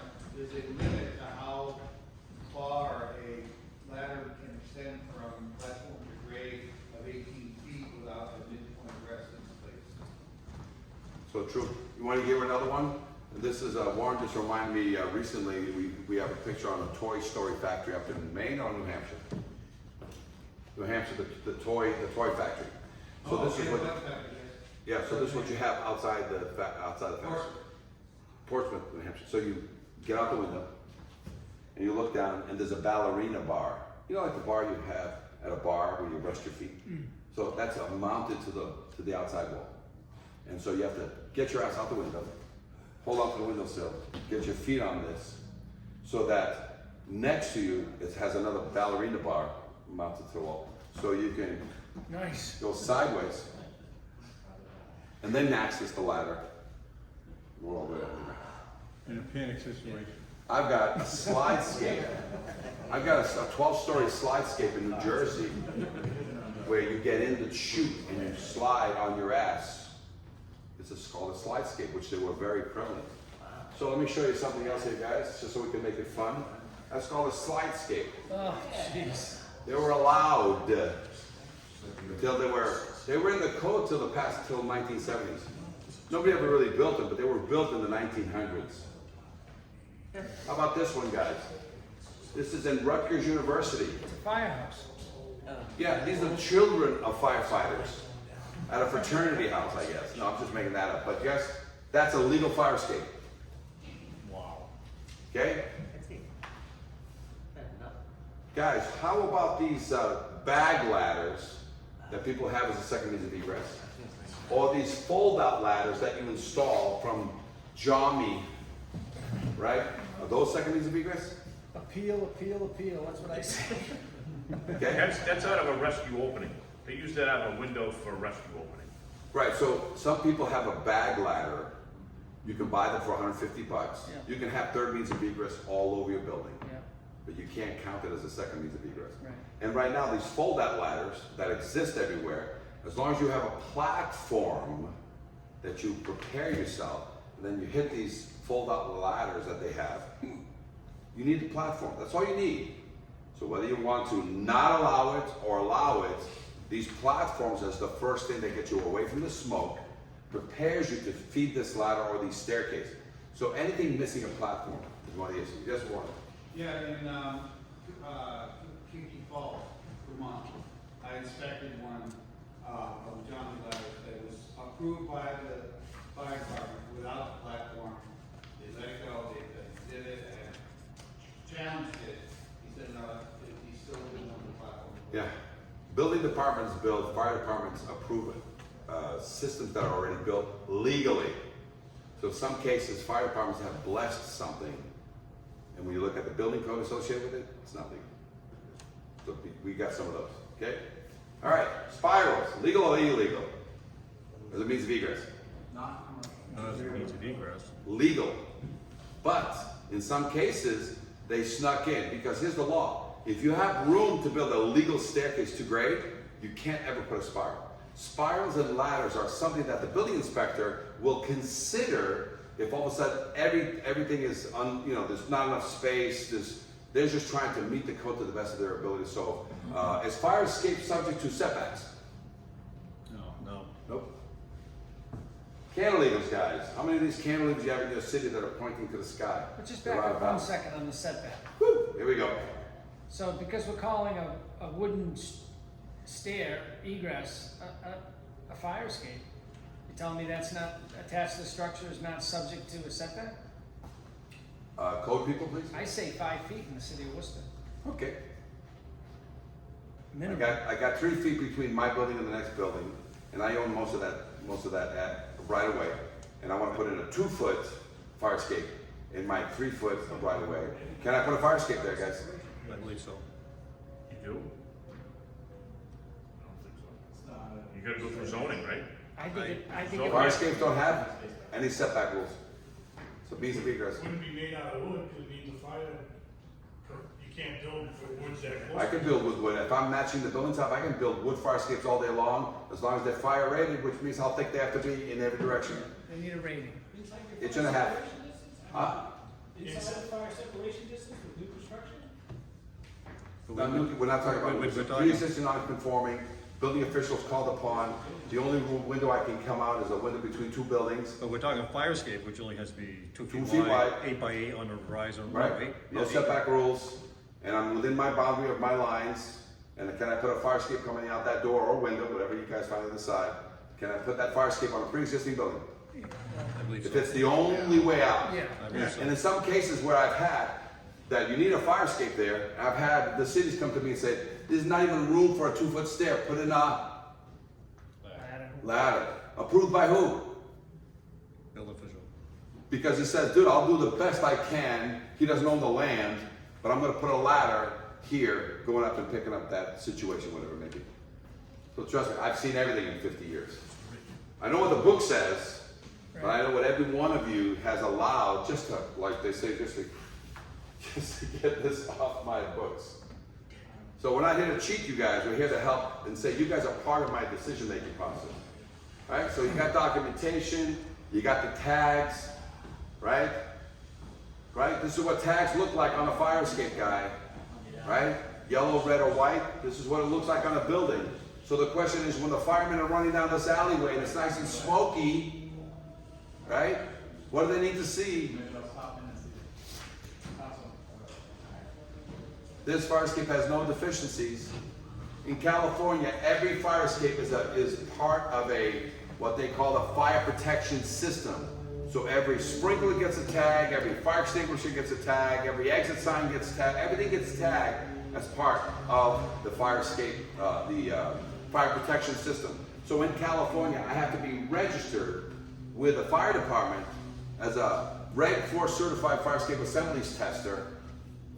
And what do they put on at the end when it's all said and done? They have to put a tag.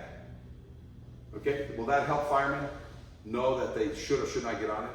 Because right now you guys know the law, right? Then they teach at all these fire academies. In case of fire, don't use the fire escape. Fire escape. Do you guys know that? That all your fire personnel are taught in the state as well as the country. Every single one, because of what we haven't done for 100 years, every single one is taught to never get on a fire escape. Ever. Ever. Unless all of a sudden they decide that day, they're like, there's a lady with a baby, I'm gonna go up there and... One of my first expert witness cases was a firefighter who was 28 years old, fell through 3 treads, landed one down below, but still managed to get up and run up and break windows and get a lady out. And by the end of it all, and the firemen, the adrenaline killed down, guess what happened to him? Broken back. Broken back, done. right? So he sued, you know, he had did he get, so here's the where, he sued the owner of the building. So he's not only getting compensation for, you know, work-related injury, but he says this could have been avoided. So he sued the owner and won. He brought us in and we proved that that fire escape was going to hurt someone. And he won the case. So he couldn't work for the rest of his life, 28. But then he also had money come from the building owner that says, yeah, this was it preventable? Negligence. And he won. So guys, we're gonna end it here because look at the time. Yeah. With a minute to go. I hope I haven't bored you with this conversation. I'm gonna text you, can I weld fire escapes in my city? Nope. If an engineer gives you one of these dumb letters, what do you say? Adios, amigos. I'll be here for a few more minutes, and we'd like all our iron back. Please do not take iron with you. I use this in expert witness cases. I'll pick it up, guys. You don't have to bring it to me. But all the iron I needed, guys, please do not take it. We help save lives by bringing that to court cases, guys. Because you can't deny rust. Thank you, Peter, for bringing me here. Guys, thank you. Thank you, man. Call me if you guys want.